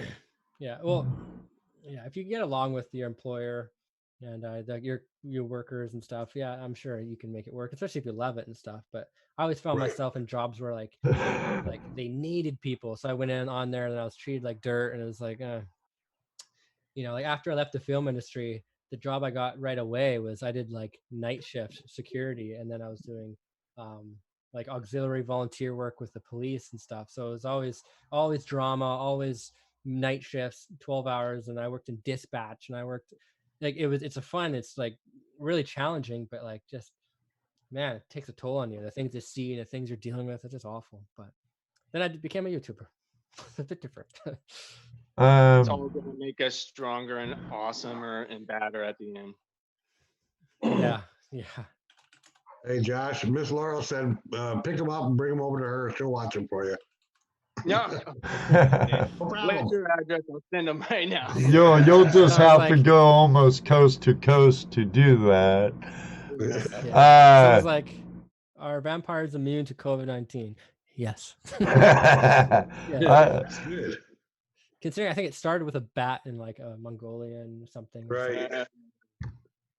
That's what they say. That's the official story. That's a legal story. Like, yeah. Right. Probably started in Bill Gates' lab. Yeah. We all know that. As a Canadian, how hot is Australia really? Well, I went at the end of their summer, and I was in Victoria, Australia. The hottest I felt when I was there was 44 degrees. I don't know what that is in translation. And that was in El Dorado, and it's a granite like bowl, like a big granite area. And 44 degrees, like that was way too much for me. Chris had to go next door and convince or not convince, just get him to open his pool for me to fall into. So like I'm not even kidding. Like what started as a hangout, like Chris brought me to one of his really beloved friends who's like an old time prospector that has no electricity, nothing. So I was like, oh, this place is all right, a little warm, but I'll survive. And I'm sitting on the couch. Within minutes, I was like down here, like melting. Melting. Yeah, so I go to the bathroom to use the water, but the water's neutrally hot because there's no it was just, I'm like, Chris, I'm gonna die, man. Like I'm really warm. He's like laughing, oh, you just Canadian. Yeah. I'm like, no, I'm serious. So he goes, okay. So him and his partner bring me outside, and we go next door. And then goes inside this house and opens the gate for me to go in the pool. And I remember sitting there when I was with Shane, and I was like, man, like I never thought I'd be pushed into a hot pool to cool off. But yeah, 44 degrees is the hottest I experienced. David Villa said 101, 111. It's 44. Yeah, it was toasty. And then Western Australia is much hotter than that, especially right now. So I'm waiting till like I'm supposed to be there right now, but I'm thinking maybe when this thing's lifted, it would be a lot cooler in Western Australia, and maybe I won't die there. But I don't know. So Gold Adventures with Raven and Smackarock has a question for you, Pauly. Okay. What is the best wetsuit for sniping, in your opinion? In my opinion, the best. the wetsuit you have on at the moment. Yeah, I would say that one. I'm trying to think of the name. Oh man. If I can pull up a picture, thicker the better, in my opinion. Thicker the better. Right. Now, do And you also use a full suit or Farmer John's or? Farmer John's are, for those of you who don't know, are two pieces. They're like you wear, it's like a coverall, and then there's a one that you put over your jacket, so it's double the layer for your main organs. That Your will torso, keep you, right? yeah, that will keep you the absolute warmest. Like that's what will keep you the warmest. But right now I have a one piece one with a hood over top. It doesn't keep you as warm. But if you're moving, you'll just stay warm. But in terms of brands, how does a double piece work when you pee in it though? Does it work? It's still about the same. You pee in it, you just gotta like roll around and get comfy and do a couple stretches, and then it'll just even itself out. Yeah, you want to pee before you go, but I mean, if you can't and you just gotta go, you gotta expect to stand in that cold river and take off your wetsuit and rinse it in there. Otherwise, if you just wash it out good when you're done. Yeah, pretty much. But dry suit's another story. Yeah, yeah. It's. Let me see. Where'd it Sniping a go? All kiddie right, pool. guys, I'm gonna get out of here. Love you guys. I'll talk to you later. See you Yeah, later, man. Josh. Thanks Hey, for calling in, Good brother. seeing you, Josh. Come back again. I will, brother. All right, man. Cool. See you later. It's good seeing you, bro. Oh, I lost it. Yeah, someone says, yeah, we walk lost about it. prospecting, sniping a kiddie pool. You You know what? Like when I go to actual public pools now, it's literally all I think about. I'll like go down to the bottom and I'll start like fanning the plugs, and, like just playing with band-aids and just like, ooh. That's fun. That's the whole reason I got into my scuba diving was strictly for sniping. So I haven't dove in an ocean since I got my certification. But a Oh, so kiddie you are, pool. you are certified though, huh? Oh yeah, I'm certified. Yeah, Oh. up to 60 feet. I've gone 50 Uh, feet, but I got a bloody nose at 30 feet, so I don't really go past that. When'd you get certified? I got certified, I think early last year, I'd say. So I'm relatively new. Now, have you thought about doing any other type of river treasure hunting, like that Yeah, one well- guy you took sniping on your claim with? Oh, Jake, yeah, he invites me up often. He invites me to go crystal hunting and whatnot too.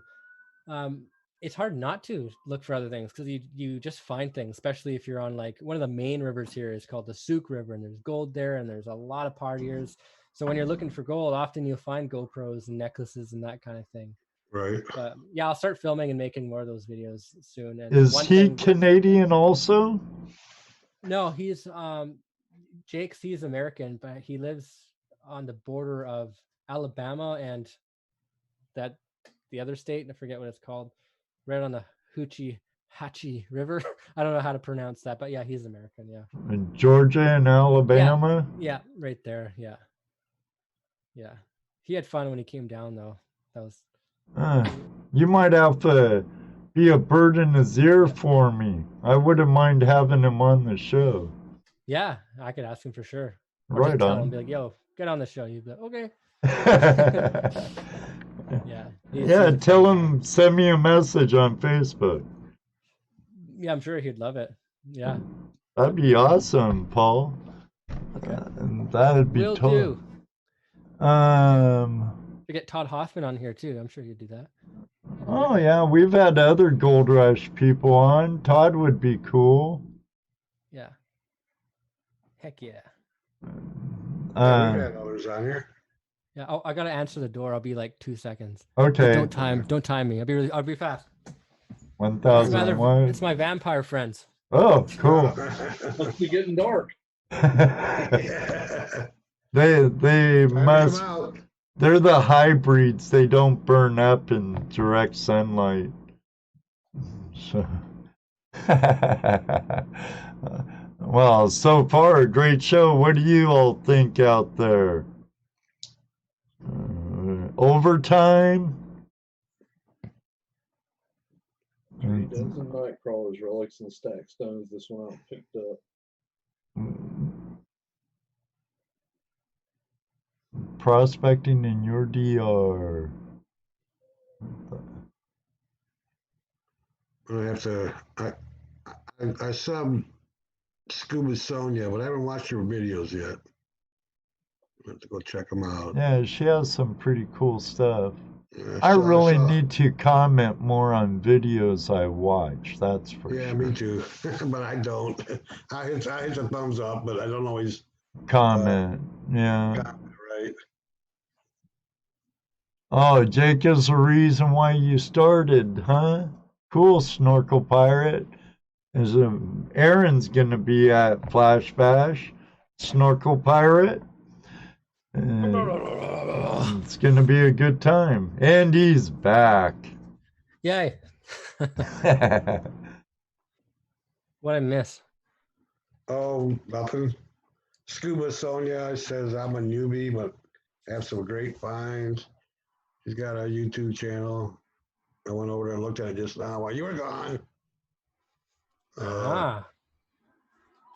Then what is Oh, okay. Question: Alright. What is Pauly's stage Oh. name on the movie and TV shows, and what has he been in? Stage name would just be like Paul LaRouche would be my birth name, but there's a lot. I started in background. I've done, I'd like to say, at least a couple hundred of background shows. So other than that, I've been doubles, done stunts, and that kind of thing. But as for character names, I would actually have to look into, one second here and see if I can open up. I have a folder on my computer here with old photos and lists and stuff. But let's see. The immediate answers you could find are like, I have an IMDb page that my old agent put up a long time ago. That stuff probably still on there. But most recent thing or biggest stuff that I've been on that you guys may know is like War, Planet of the Apes, Prison Break, The Flash, Supergirl, Minority Report, Shooter. There's like different TV shows. Oh, you've been on Supergirl, huh? Yeah, I started doing background on there, and then I ended up being an IT guy, which is, you're like, oh, you look like an IT guy. I'm like, thanks. Like, Okay. Yeah, it was that. Wayward Pines, I played an Abby, which was like it's a big, you have like prosthetics on and a big thing, and I played this Abby in a cage, and I was screaming at one of the actors, and that was fun. And Prison Break I was a stunt double for the guy named Von Gogh, which is Steve Mozakis or something his name is. And I was played a soldier on War, Planet of the Apes. There's a little scene there where Woody screamed at me and he spat on me, but I don't think it's ever made the movie, which sucks. But I don't know. Let's see here. I'm trying to find this folder. Did you say you were on Flash? Flash in your pan, yeah, done that. Flash in your pan, Flash. Yeah, the Flash. Yeah, I was a SWAT escort for the Flash guy, which I don't remember his name either. Not much of a show. Well, that's cool. Yeah, did Watch that. the Flash. You definitely Lucifer. don't seem Holly weird, Pauly. Holly weird. What's Holly weird mean? Plastic, fake, Exactly what it sounds snobby. Oh, like just fake. Yeah. Well, there's a time where I was like on my old Instagram account, if you scroll down, like you'll see photos of me like I'll have makeup on. I'm like, yeah, look at me in the sunshine. But like it's all fake. It's like you're impressing people you don't like for no reason. It's like spending money you don't have to impress people you don't like. Have you ever heard that? Yeah. It's just like that. It's not. Now, here you have some musician friends. Yeah. How was it to hang out with the guys from Incubus and get them on the river to find gold? That was awesome. All of them were supposed to come with me on the river, but the only one that ended up coming, because the rest were sleeping in for that show that night, it was Michael Einziger. So he's the main the only guitarist in the band Incubus. That was wicked. It was like super cool. Michael messaged me on Instagram, and he was like, "Hey man, I like your videos," and blah blah blah blah. I'm like, first off, holy cow, right? And then I was like, "Well, thanks, I appreciate that." And we kind of just back and forth, and then I was like, "Incubus, where have I heard that?" Because then I looked it up again, and then saw who they were and listened to music. I'm like, "Yes, I know exactly who they are." So I was even more excited. And then I looked at their show list, and they said that they're playing in the Campbell River, like near this area where I live, like just a couple hours away. And I was like, "Hey, are you playing in this area?" He goes, "Yeah, why?" I'm like, "Because I live not too far from there." He goes, "Oh, I knew you lived in Canada, but I didn't know where." So he goes, do you want to go?" I'm like, "Sure." Like, where do I get tickets? He goes, "No, man, like you're coming with me. You can come." I'm like, "Oh, sweet." Sweet. Okay. Yeah. So the following day, I meet up with them in the hotel here on the island, and I had breakfast with the band, which was already kind of overwhelming. And then from there, me and Michael get into this rented vehicle that he rented, and we just go up to the claim, and we just spent a whole day together looking for gold. And I actually filmed it. I have a video out of it, but we're still missing some shots. But I don't know. Like, I was looking for gold. We both weren't finding much, so we agreed that we'll reshoot it on his property in California to make it an episode and call it Panning with Celebrities, which is like a series I've been wanting to do for a long time. I have a few people on board, but like I just have to come up with like proper logistics and like a plan just so their security managers understand that it's not a hoax, or it's not, I'm not going to go and murder them or something. Right. Right. So we put it off for then, but hanging out with them was actually really cool. It's just, it backs up my whole Hollywood fakery idea, you know, like he's the same way in the sense that he's humble. He's not fake, but he's very humble, very honest, and he like hates that fake life, and he's just giving me some tips. And he was the one who really motivated me to make merchandise. He goes, why the heck are you wearing merch, man? Like you should get merchandise and blah blah. So he told me that on social media a while ago. So I made my first hoodie, and then I let him use it because he was cold that day and I didn't want him being hurt. It was my responsibility to take care of him because his show was that night. Right. So and I forgot all about the hood. I completely forgot about it. So he had it. So that night I bring my partner up and we go to the show, and he comes walking on stage wearing the hoodie, and then it's just does the whole show in the hoodie, and it's on cool. Just like what? Yeah, so that was really cool. That's excellent, Pauly. Dennis has a question. How long have you been gold prospecting, and who taught you? The person who taught me was my cousin Kenny, and I was in like a depressive state and stuff. And he brought me out just to go pan for gold, and I was like, sure, why not? So it was my cousin who brought me out originally, and that was, I'd say, coming up 3 years ago. So not very long. Just 3 years ago this year, yeah. Wow, cool. Excellent. But like a lot of newbies into this. Yeah, and it's grown a lot since it's been on YouTube. A ton of people do it now. And people, I've been made fun of, like, oh, you're so new to this. What do you know? It's like, I do this full time. I do this like every day, and you do not. So they've been doing it for 15 years, but I've been doing this a lot longer, if that makes sense. Not longer, but more times, I guess. But anyway. Yeah, the only problem with that argument that you've only been doing it, that doesn't mean you haven't learned as much as they've learned. Yeah, no. You know, we have an advantage in the fact that all these old timers have taught us all stuff that we're able to pick up a lot quicker than what they had to learn on their own. Especially like this, they didn't have social media and where we can talk and be like, hey, you know the crevices where you find this? Yeah, don't go there. Back then it was like, come over here and let me show you. Or I don't know, they couldn't even do that. I don't know what I'm talking about. But yeah, it's so much better now. Yeah, and with you see a lot of new people. I do the same thing. Watch a lot of YouTube videos. Yeah, checking it out. Trying to learn as much as you can. How do you build your first sluice, and how do you build a water table, and you go all that. A lot of people question schools now because it's like literally anything you can find and more is on the internet from your phone, right? So anything you want to learn in school, you could learn from anywhere else on your phone. But what's important is that paper, is that credential, right? Right. Yeah, like if you're interested enough, you'll just get really good at what you're doing, no matter what it is, But hell, I fixed my first dryer without even knowing how to do it. But I looked on YouTube, and here's the things you check for, and this is what you look for, and I take it apart. We'll fix it, and it was good. I learned how to drive standard off YouTube. Really? Standard shift, it's technology. I hate it. It's the worst. That's a skill a lot of people don't have anymore. Yeah. No kidding. I learned on a stick. I learned how to drive on a stick. Yeah. So with this technology, though, a lot of people are becoming a bit lazy too.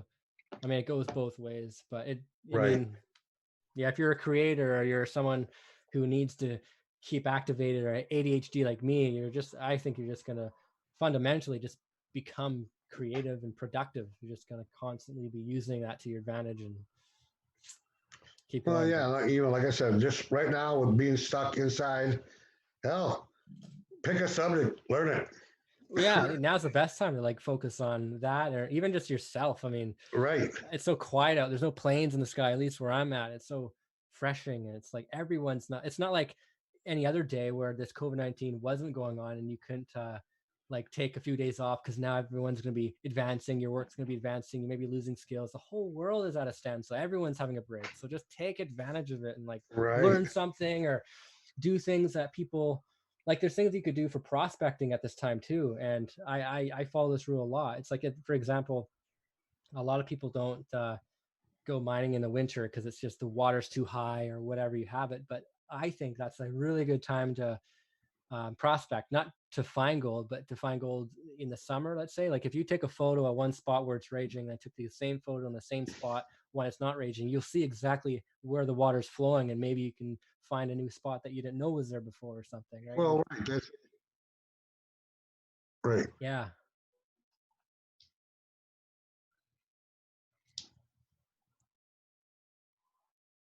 Yeah, all the time.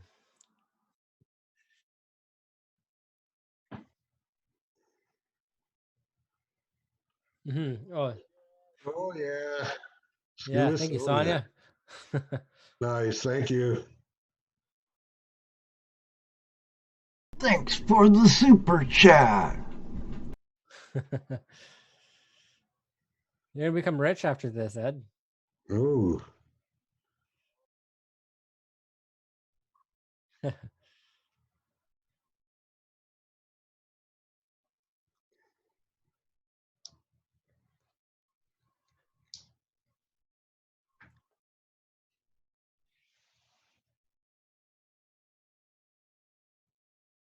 Hey, they don't hear you, Ed. I think your mic's muted, buddy. I can hear him. Yeah, Unless Yeah, it's- we can hear him. I had to take my dog upstairs, and she's old, like 100 years old, dog age, but If he said it again, if you're talking, we can't hear you. should be able to hear me now. You hear him now. Thanks for the super chat, Sonia. But you have a video, a Ray movie. says he's still getting that air. You can't hear any of us? Yeah. Oh, I hope not. Okay. I hear it. Chris says Yeah, so people are still can still hear. Okay. Thank you. I did have my mic muted for a second. oh, now Uh, little wheel of okay. death. But Okay, we're all good. Okay, we're good now. Heck yeah.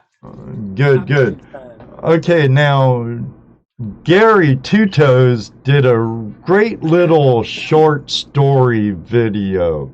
I thought it was awesome, where he made a movie about an old time prospector in the 1800s got killed, I and saw that. his gold was a lost treasure, and Two Toes found it at the end. Have you thought about actually creating any type of videos like that with a storyline to it? Yeah, there's an animator I'm trying to work with right now to do inhaled apple juice. Oh. I have COVID-19. Corona. Ah, there's an animator I'm talking to. My Corona. Oh man. So, being a YouTuber, it's the biggest challenge is staying creative and doing what I'm doing. It's interesting to find. It's good to find gold and stuff and other treasures, but at times like this, it's really hard to get the cameraman Keith to come with you, and it's just hard to do stuff. So what I'm thinking of doing is doing filler videos. Like I'll have like one will be from here, kind of answering questions that people ask a lot, and then one will be the normal videos I do, and then one will be a cartoon based. And there's an animator that I'm dealing with right now, and what we're doing is like I have so many stories. One, if you guys didn't hear this earlier, but it was the one I almost drowned. There's a story Right. to that. There was like the time me finding this spot to go in the river, and I can make it to like a 5-10 minute story, but it's all going to be animated. So it's going to show like a cartoon me kind of walking along. The only thing I got to do is tell the story in this mic, and I can do that anytime. Right. And there's a ton of stories that I actually do have regarding like bear sightings, cougar sightings, things I've found, and like just not just gold, but like remains. Like I have some funny, crazy stories, but like it'd be cool to get that in an animation series. So that's another. Like a cartoon strip or a comic book? Yeah, like just a cartoon thing. So it'd be like, I don't know, it'd most likely be comedy not always comedy, but comedy kind of directed, because like just naturally I just like to fart around like that. But That's really funny because I've been thinking about getting hold of Gana yeah, and having her do a comic strip for me. yeah, anything like that. And like, again, speaking of technology, like cartoons now are easy to make. Like, not easy to make, but there's a lot more things you can do with it. You have a and lot stuff, more right? tools.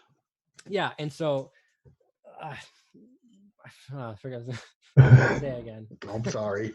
Yeah, what the heck? Yeah. So animation, I think, would be a good way to go. That'd be cool. I'll keep like- an eye out. I don't know what to call it though. Marsh, how are you tonight? Pauly stories or Pauly tales or something. I don't know. Polytunes. Polytunes.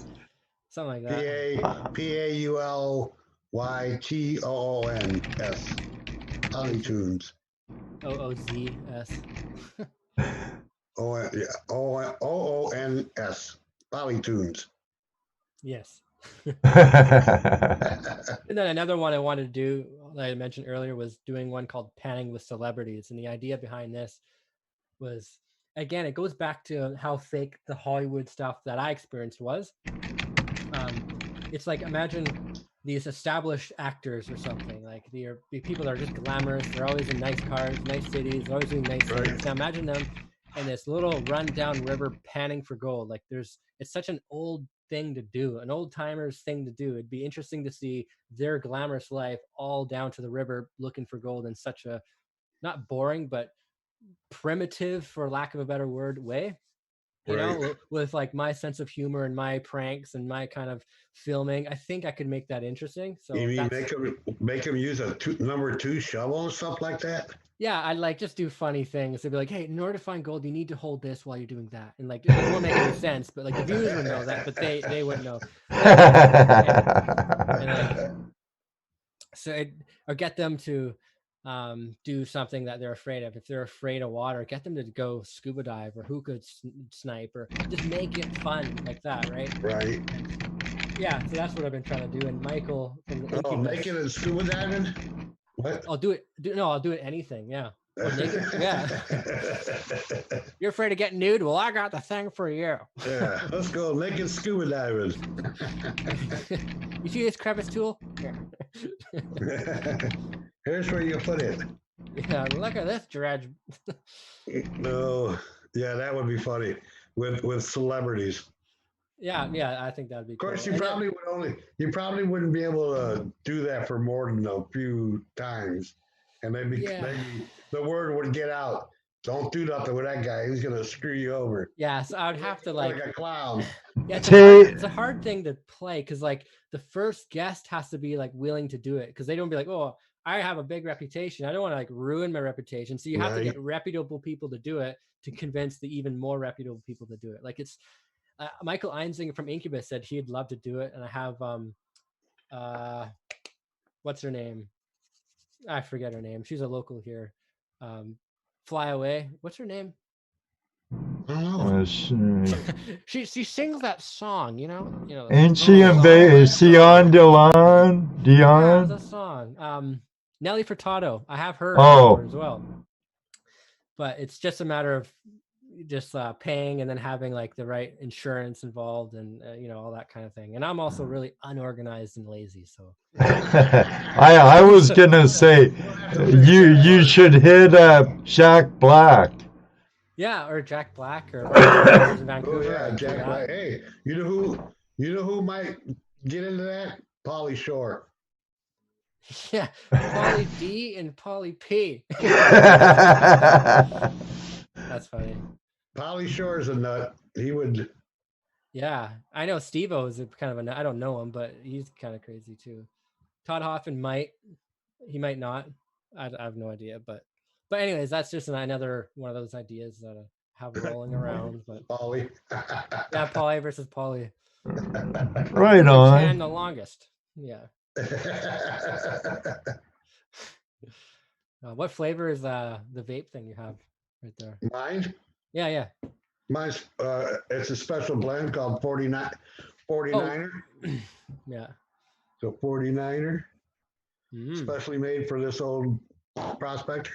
Hence the name 49er. Although I had to go in the back alley to get some today because they're not allowed to sell face to face. So you gotta call. Hey, I need some stuff. Kim It'll be Kardashian. in the back. I'll put it in the back. It'll be in the back of the white bucket. It'll have your name on it. Okay, sold. Now Steve-O's a nut, and he's really big on YouTube now. Yeah. He'd probably do it. I mean, Yeah. I'm fine about everything, but right now is a bad time. One thing he said, he was on Jake D Almighty took him out to do magnet fishing. And I laughed so hard watching that because he was like, oh no, like Steve-O found needles. He goes, oh wait, don't touch the needles. I won't want to contaminate them.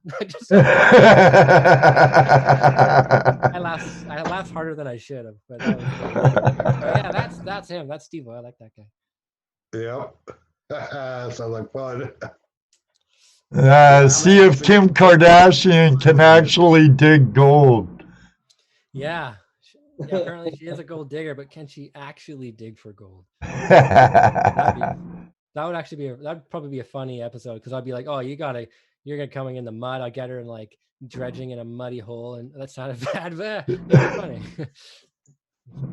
that would be funny. I don't know, but it'd be really interesting to get some. Ooh, I hear thunder.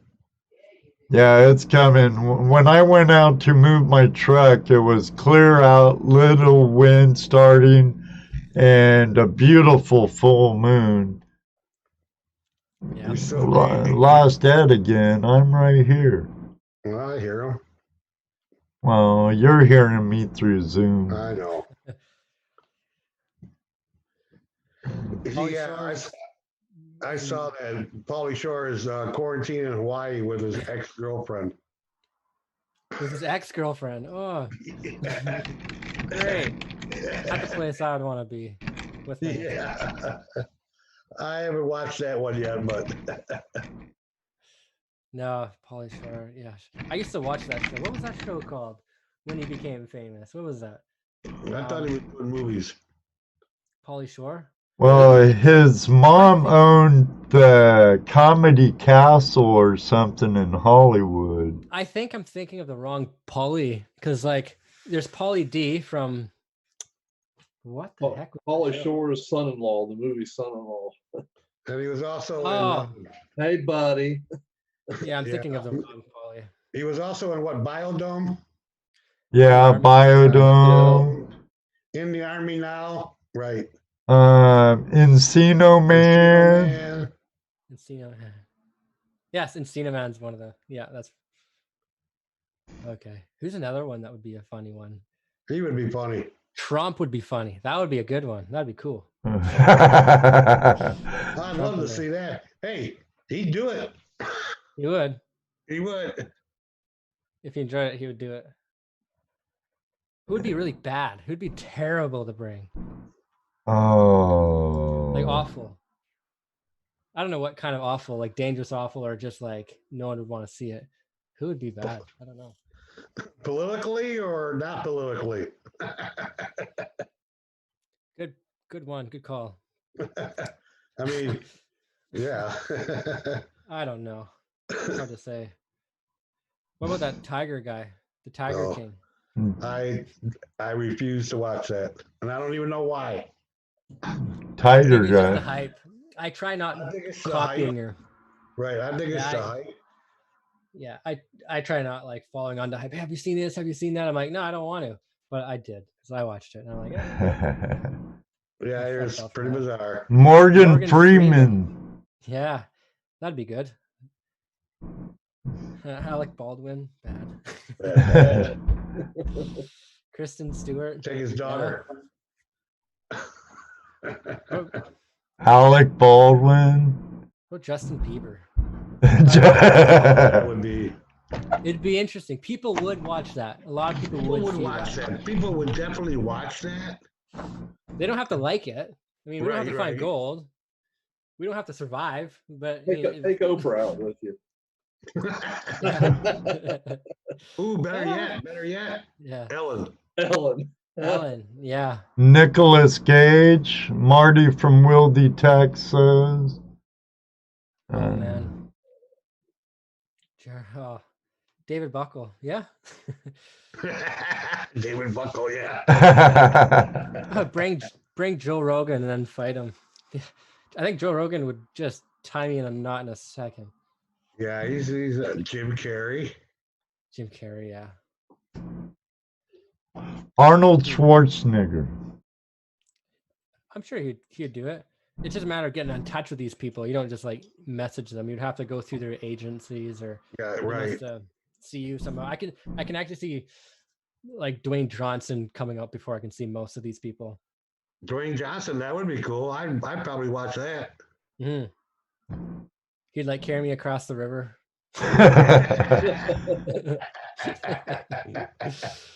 Or even Hulk Hogan.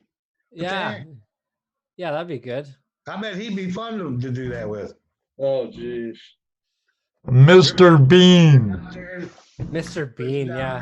Have a light on Mr. Bean the whole time. Like, If you're gonna go that far, let's go Benny Hill. yeah. I saw another question up here. I'm just trying to scroll up and see if I can find it. It's easier to find questions when they highlight like my name, so I can just go straight to Yeah. Yeah. But we don't really ask them to do that because there's 3 of us looking. But even that would make it easier. Yeah. GoPro Unlimited. Take Dolly Parton gold pan. Martin, yeah. What about like the Queen? Should bring the Queen. Ooh. There you go. Who? The Wait, Queen. no, I think it's a Canadian thing. We have a Queen. Betty White. Betty White. I should do it. She's hilarious. She'll show you for when she was back in the 49. She's Yeah. hilarious. She'd show me where all the crevices are. Yeah, right. This is how we used to do it.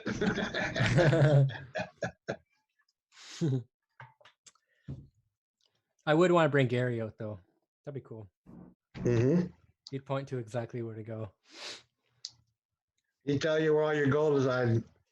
Yeah. Says, where would you like to go diving? Somewhere you haven't been yet. So where you haven't been? Diving, like ocean or river? Ocean or river? Let's see. Dun, dun, dun, dun, dun, dun, dun, dun, dun, dun, dun, dun. In a river, I would say like one of the main California rivers I would love to go. And Sniping, some of the rivers in Tasmania I would love to go to and scuba dive. But in the ocean, I would say like off Hawaii or in the Philippines or something. Not Philippines, what was it? Yeah, somewhere where the water is nice and warm. Yeah, somewhere where the water is warm. I mean, I've drove in Australia. That's another story. I put my hand right on a stingray when I was diving in Australia. A little stingray, but I don't really know. I'd like to go. Oh yeah, around the Caribbean, that would be cool. Anywhere where it's like clear and there's like shipwrecks and stuff. That'd be really cool. There's probably a few shipwrecks around your island. Yeah, there's a few there. In the winter you can see, which is interesting. Like when you're diving in here off the island anyway, the first I'd say 20 feet are okay, kind of hard to see. Once you break under that 20 feet mark, it starts to open up and you can see a lot more, which is really unique. But yeah, I haven't really been in any ships, but I would like to go, if I can, scuba dive and go into a plane wreck and like sit in the cabin or something. That'd be kind of cool. That would be cool. Not a time to be. Jason keeps prospecting, so it's beautiful diving here in the Dominican Republic. I imagine it would be. That's nice clear water. Oh, Yeah, bet. that would be nice. Jake dove somewhere with this old drug dealer, crashed his plane. Where was this? Florida, I think, or Hawaii or something. Mexico. I don't know. That'd be a cool place to go. Yeah. David, yeah, diving in Tasmania. No gold in Tassie. I got bitten by a crab through the wetsuit in the in the nipple. Ow. Yeah. Ow. Oh man. It's neat. Like when you're scuba diving in the ocean, for those of you who don't do it, and there's lots of kelp and seaweed in the bottom, and you're kind of just gliding on the bottom, often you'll find crabs, at least here, that will climb on this kelp and they'll look up and they'll just start sticking their hands out like this as you're swimming above them. It's just like, oh, get stay away from my nipple. That would be cool, Marty. They're just standing there waiting for something to swim by. I wouldn't mind diving for megalodon teeth. Can do that in like Georgia and the Carolinas. That'd be neat to go do. Yeah, I would love that too. I think I found the only tooth I think I've ever found was a cow's tooth on a beach. Just a cow tooth. Was that what that thing was? Which thing? The tooth? I thought you showed it one time. I don't Oh remember. no, never mind. That was a whole nother. That was Gusteau. Yeah, that was someone else. It was. I was thinking of when you were talking about stuff when you were arrowhead hunting. I was getting confused, Pauly. Yeah, what the heck are you smoking? Shh. Oh man. What happened? I don't know. Just watch some videos of people finding some huge teeth. Very cool. Yeah. Yeah, that would be will detect. Is walk around prospecting. Favorite arrowhead find? I'd say the ground slate spear. I think I showed it in my last video. You did. It's like a super thin piece of slate that was like a really pointy. I think it'd have to be that. Favorite artifact was this translucent red pendant I found that I gave away. Those Nephorite Celts are pretty cool though.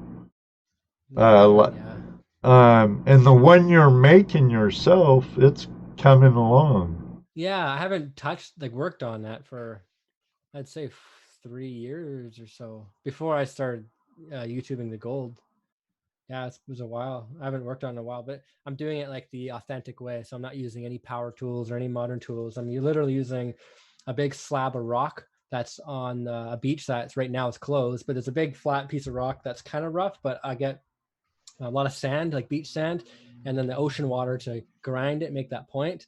And then another piece for the groove, like for the handle for the actual where it sticks into, I'm using what's called pecking. So it's like you find a sharp rock and you just literally hit it 1 billion times around the whole thing. It takes a long time. I bet. Well, about prospecting, he wants to know what your favorite mining relic, big or small. Have you ever found anything? Yeah, so far is a big pickaxe. There's an axe about this big pickaxe. Yeah, that's the favorite one I've seen come out. I like David Gold Rush Tasmania's thing. It says message restricted. Retracted, yeah. He must have said something. No, I don't want to say that. Oh man. Oh, sorry about that, BB. He's been practically lived in the creeks and rivers all his life and never found a point. Number one thing looking for arrowheads, I think we talked about this in the pre-chat too, was the first thing you want to do is you want to look up where they've been found before. Like the creek you're looking at, look up its name and look up arrowheads with that and see if people found it. Because if they found it there, then you want to look at the next clue and try to figure out what material they use. And you got to look for that color and look for, like, if you lived in that area, or if you go there now and you look around, can you survive there? Is there a source of fish? Is there a source of trees, vegetation, and anything like that?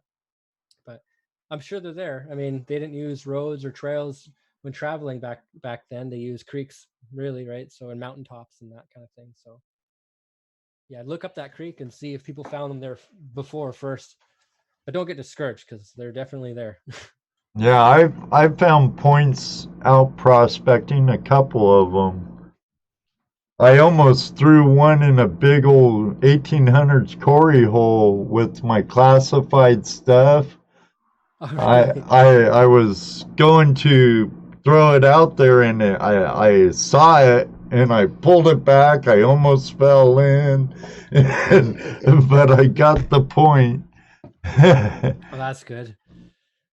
Oh man, Yeah, and that's come that's something close. looking for. We were talking about this too earlier. Looking for arrowheads. That's something that you need to Train the your eye.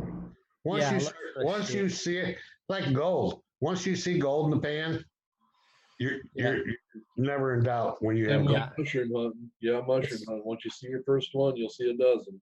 Yeah, it's Right. really easy to get discouraged too. Like super easy. Like, you go to anywhere where you can find them, and you just see a sea of rocks. You're like, oh, how am I going to find an arrowhead? But really, arrowheads are much newer than the actual native rock that's there, because these arrowheads have been worked on. So the natural rock that's there is going to have moss. It's going to have sun staining, creek staining. It's just going to look different.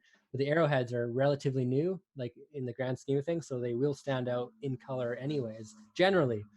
But yeah, the best time I usually find arrowheads is right after a rain, when all the sand and dust and things have settled down, and I try to grid it off. Like, I'll walk zigzag, so you walk like 5 feet one direction and do like 5 feet to the right and then 5 feet back.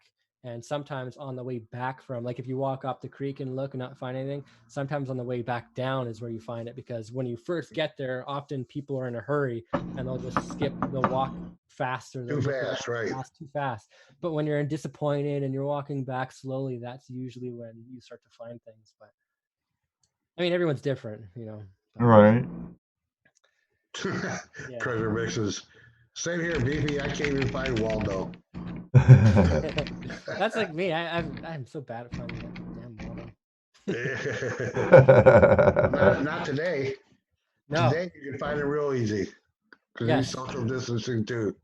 That's true. Yeah. One of my cousins looks like Waldo. It's hilarious. Does he dress like him too? He does, and he also dressed like Bob Ross one year, and it was so funny. I should bring Bob Ross out. Oh, this looks like a nice creek, and he'd sit there and paint at a cabin. Right. Well, Like some happy trees. Well, Mr. Lodax asked this question twice, Pauly. He wants to know, have you ever met Buffy the Vampire Slayer? Yeah, we're dating. Yeah. Yeah, not yet. Oh man, I've played vampires in like high school films and university flicks and that kind of thing. I've had vampire auditions on like Van Helsing and that kind of thing, but yeah. I believe Benny Hill is dead, Dennis. And David, yes, arrowheads, some are a lot more valuable than others. Yeah, the older ones, especially if they're what they call a G10, so like in great shape and they hit all the categories. Yeah. Clovises that are in excellent shape. Yeah, Clovises, Sedalias, Daltons. I mean, depending what state you're in, the classification will be a bit different. It's way different in BC. Like what in the US, what's I guess they call them a DINA. There is a stem point here, and then vice versa. So it's kind of different, but. And then again, depends on how much they want to pay for it. How bad do they want it? Depends on that person, right? Yeah, where has it been? Right. That's with any collectible, though. It's really worth what someone's willing to pay for it, and finding the right person. Generally, like, it's all sentimental to me. Like, if I find it, it's just there's no price for it. I say, like, again, I'd rather give them away to somebody who's just as excited over it as I am, opposed to getting money for it, or even just like a good trade. That's really how I work.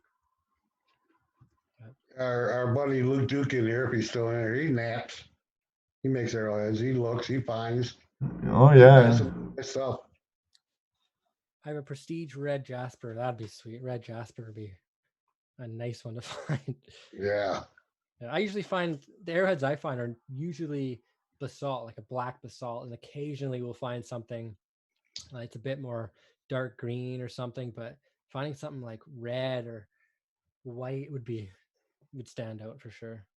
That'd be really cool. Well, and another thing, especially where you're at, if you already find any Flint Ridge flint, You can find it up there from Yeah. Flint Ridge, Ohio. Yeah, I know on the mainland, so not on the island where I'm at now, but on the mainland, there's a ton of different materials. A lot more people were trading back then because over there, it's all attached to all the states and everything. It's all just one landmass. But over here, it wasn't as popular as anywhere else. But there's a lot of bone artifacts here that are super popular, like baskets and bone harpoons, which is kind of different from elsewhere and stuff. But I've yet to find anything bone though. Yeah, and obsidian up there, and like other volcanics rock too up in your area. We should next. I want to get to Flint Ridge.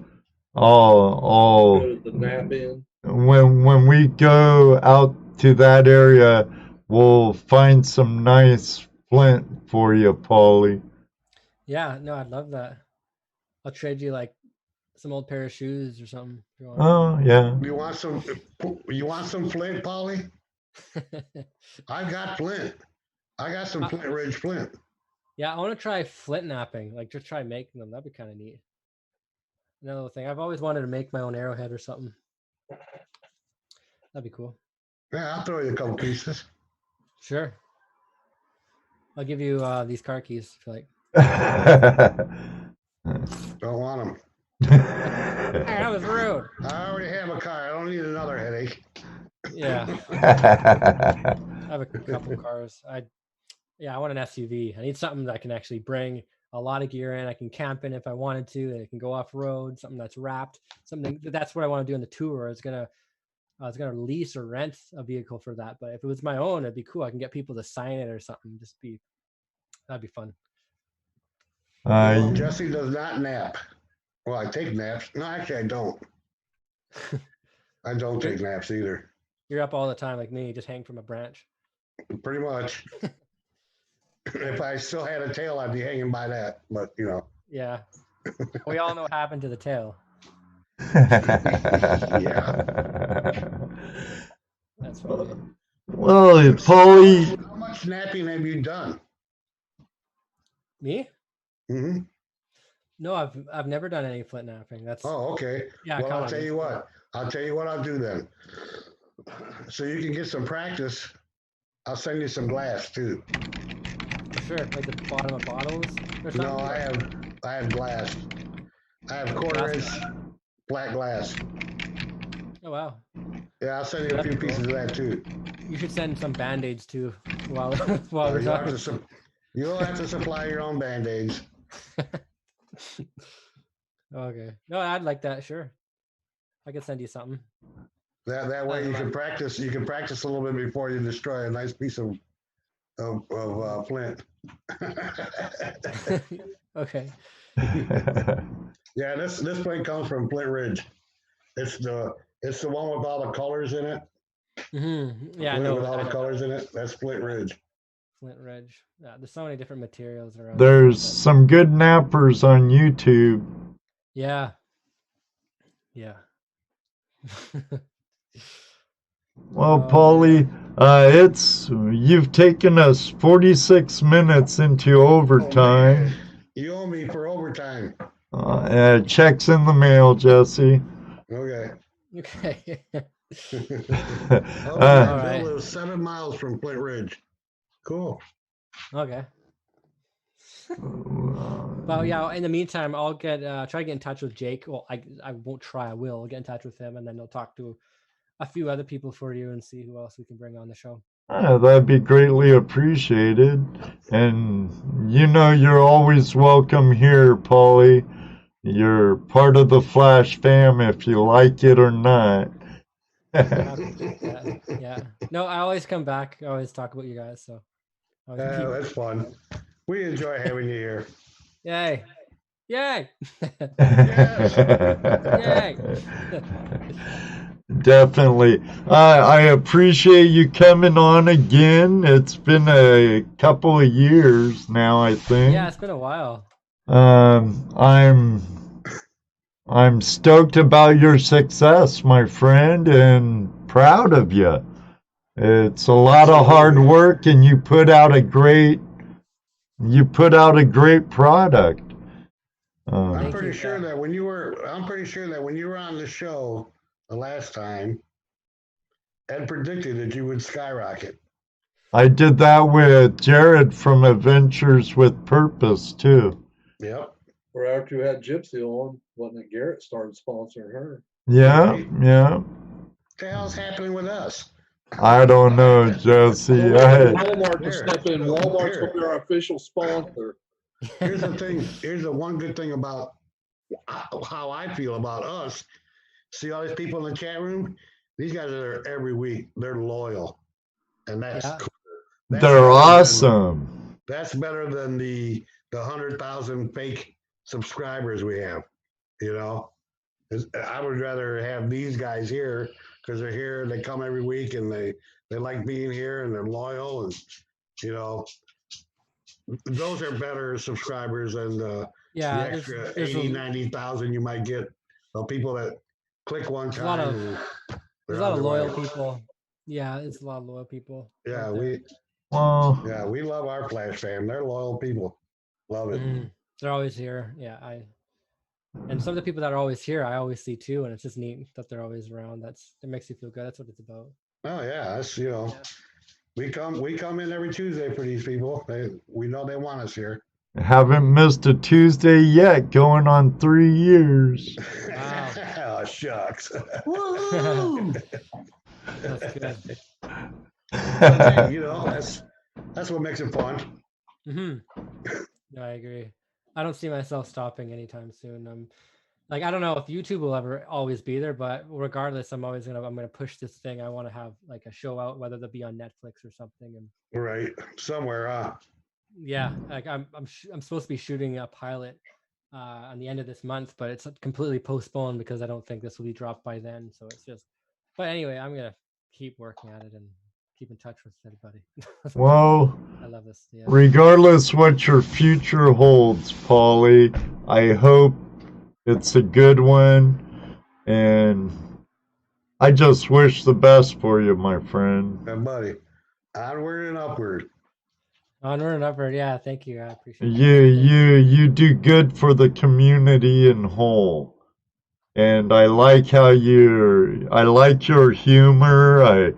I like how you explain stuff. You put together your videos great. I appreciate that. Yeah, it's time consuming, but I mean, yeah. Yeah, and using a program like you use, oh my God, the learning curve on that's like gold prospecting itself. Yeah. Oh yeah, it's another world. 6-7 days editing, 4 different cameras, and then like tons of audio and sound design and color correction and this and this and that. But I mean, I like it. I don't mind. I was trying to find another editor for a long time, but I'm like, you know what? I kind of like editing. As long as I have because you know what, and that's the same. This is why I let Ed do all the editing. I don't put any input in it or even try to do it because it's his editing. He's going to want it a certain way. Yeah. And no one else is going to do that. Yeah. So. Like a few people who have asked me to become the editors. They say they have experience editing, but they don't know me and my story because there's things that I like to highlight for my audience that only they would understand. Like or if there's a piece of gold, I'd highlight that, and they might not know when I like to like. Right. Yeah, you're the only one that's going to be able to see that vision. You know, for the editing. And, like not to drag it on too long, but even for videos, like I often when I'm editing, I have to pause it and leave and then come back and rewatch it. Like I'm rewatching it for the first time. And as soon as I'm watching it, as soon as I start to feel like it's starting to get boring, then I add something else in there. Like I add something, either a cutaway or I'll add the music that hints something else will happen, or you got to keep it engaging the entire time. And that in itself is like, it's just an art. It's just really, it's hard to nail it every time, but it's even harder when you don't find gold and you know you're going to get negative comments like your teeth are yellow one day and you're like, crap, this is a great video, but here it goes. And that kind of thing. But to me, it's worth it because again, it's those loyal subscribers and the people that you're doing it for. Right. But yeah. Right. I mean, you look like people like, what is that? Cutie Pie or Cutie Pie, whatever his name is. Oh, PewDiePie, yeah. It's jumped up on nothing, you know. I mean, just. Yeah. I mean, I watched some of the videos and I'm going, what the hell? What? People actually like this? And you look at his subscription card and you go, what? Yeah, you're like, oh, 100 and something million subscribers. Wow. Right. But really, I think what makes it hard for people engaging for him, or I think how he gets much engagement, is his videos are quick. There's like, if you look away, you'll miss something. He always has something, and then it's quick. And it plays with your psyche, and you're kind of interested. And it's the same reason why the very beginning of some videos, there's something amazing that happens, and then it goes to commercial, because they're trying to hook you with that. And I think PewDiePie's good at that, which makes it, because it can be a boring video, but it can also be really engaging for your brain to watch. You know, you don't have to be interested to watch it. Like, I'm subscribed to people that like I'm not into building nothing, but I'm subscribed to some people that do like renovations just because I like their character. Right. Well, and you might happen to like that particular episode they're showing because you were interested in what they were talking about that time. Oh, or maybe the host is cute. So you hit subscribe and then you never go back to them. Yeah. Oh, trying to lighten up my face. He's burning up.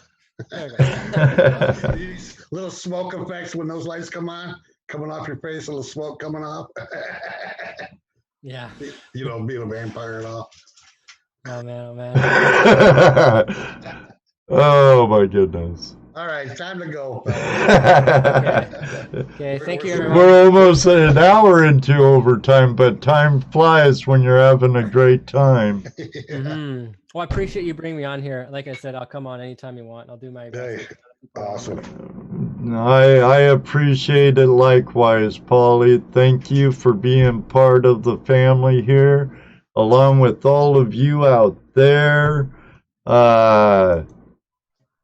Next week, we're having Kevin Hoagland from the GPAA and the TV series Gold Trails. Should be a really good show. So I hope to see you there. Again, Pauly, thank you very much. All of you out there, thank you very much. You're the reason why we're here every week. Everybody, stay safe. Keep your distance for now.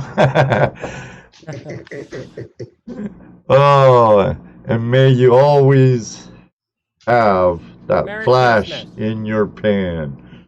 And a Merry Christmas. That's right. Maybe one day too, we'll all meet you on the river. Good night, everybody. Thank you very much. See you later, guys. Night. Bye, everybody. Great chat room tonight. Loved it. Lots of Great fun. chat room. Great people. I love the Flash fam. They're the best. 5, 4, Oh, man. 3, 2, 1.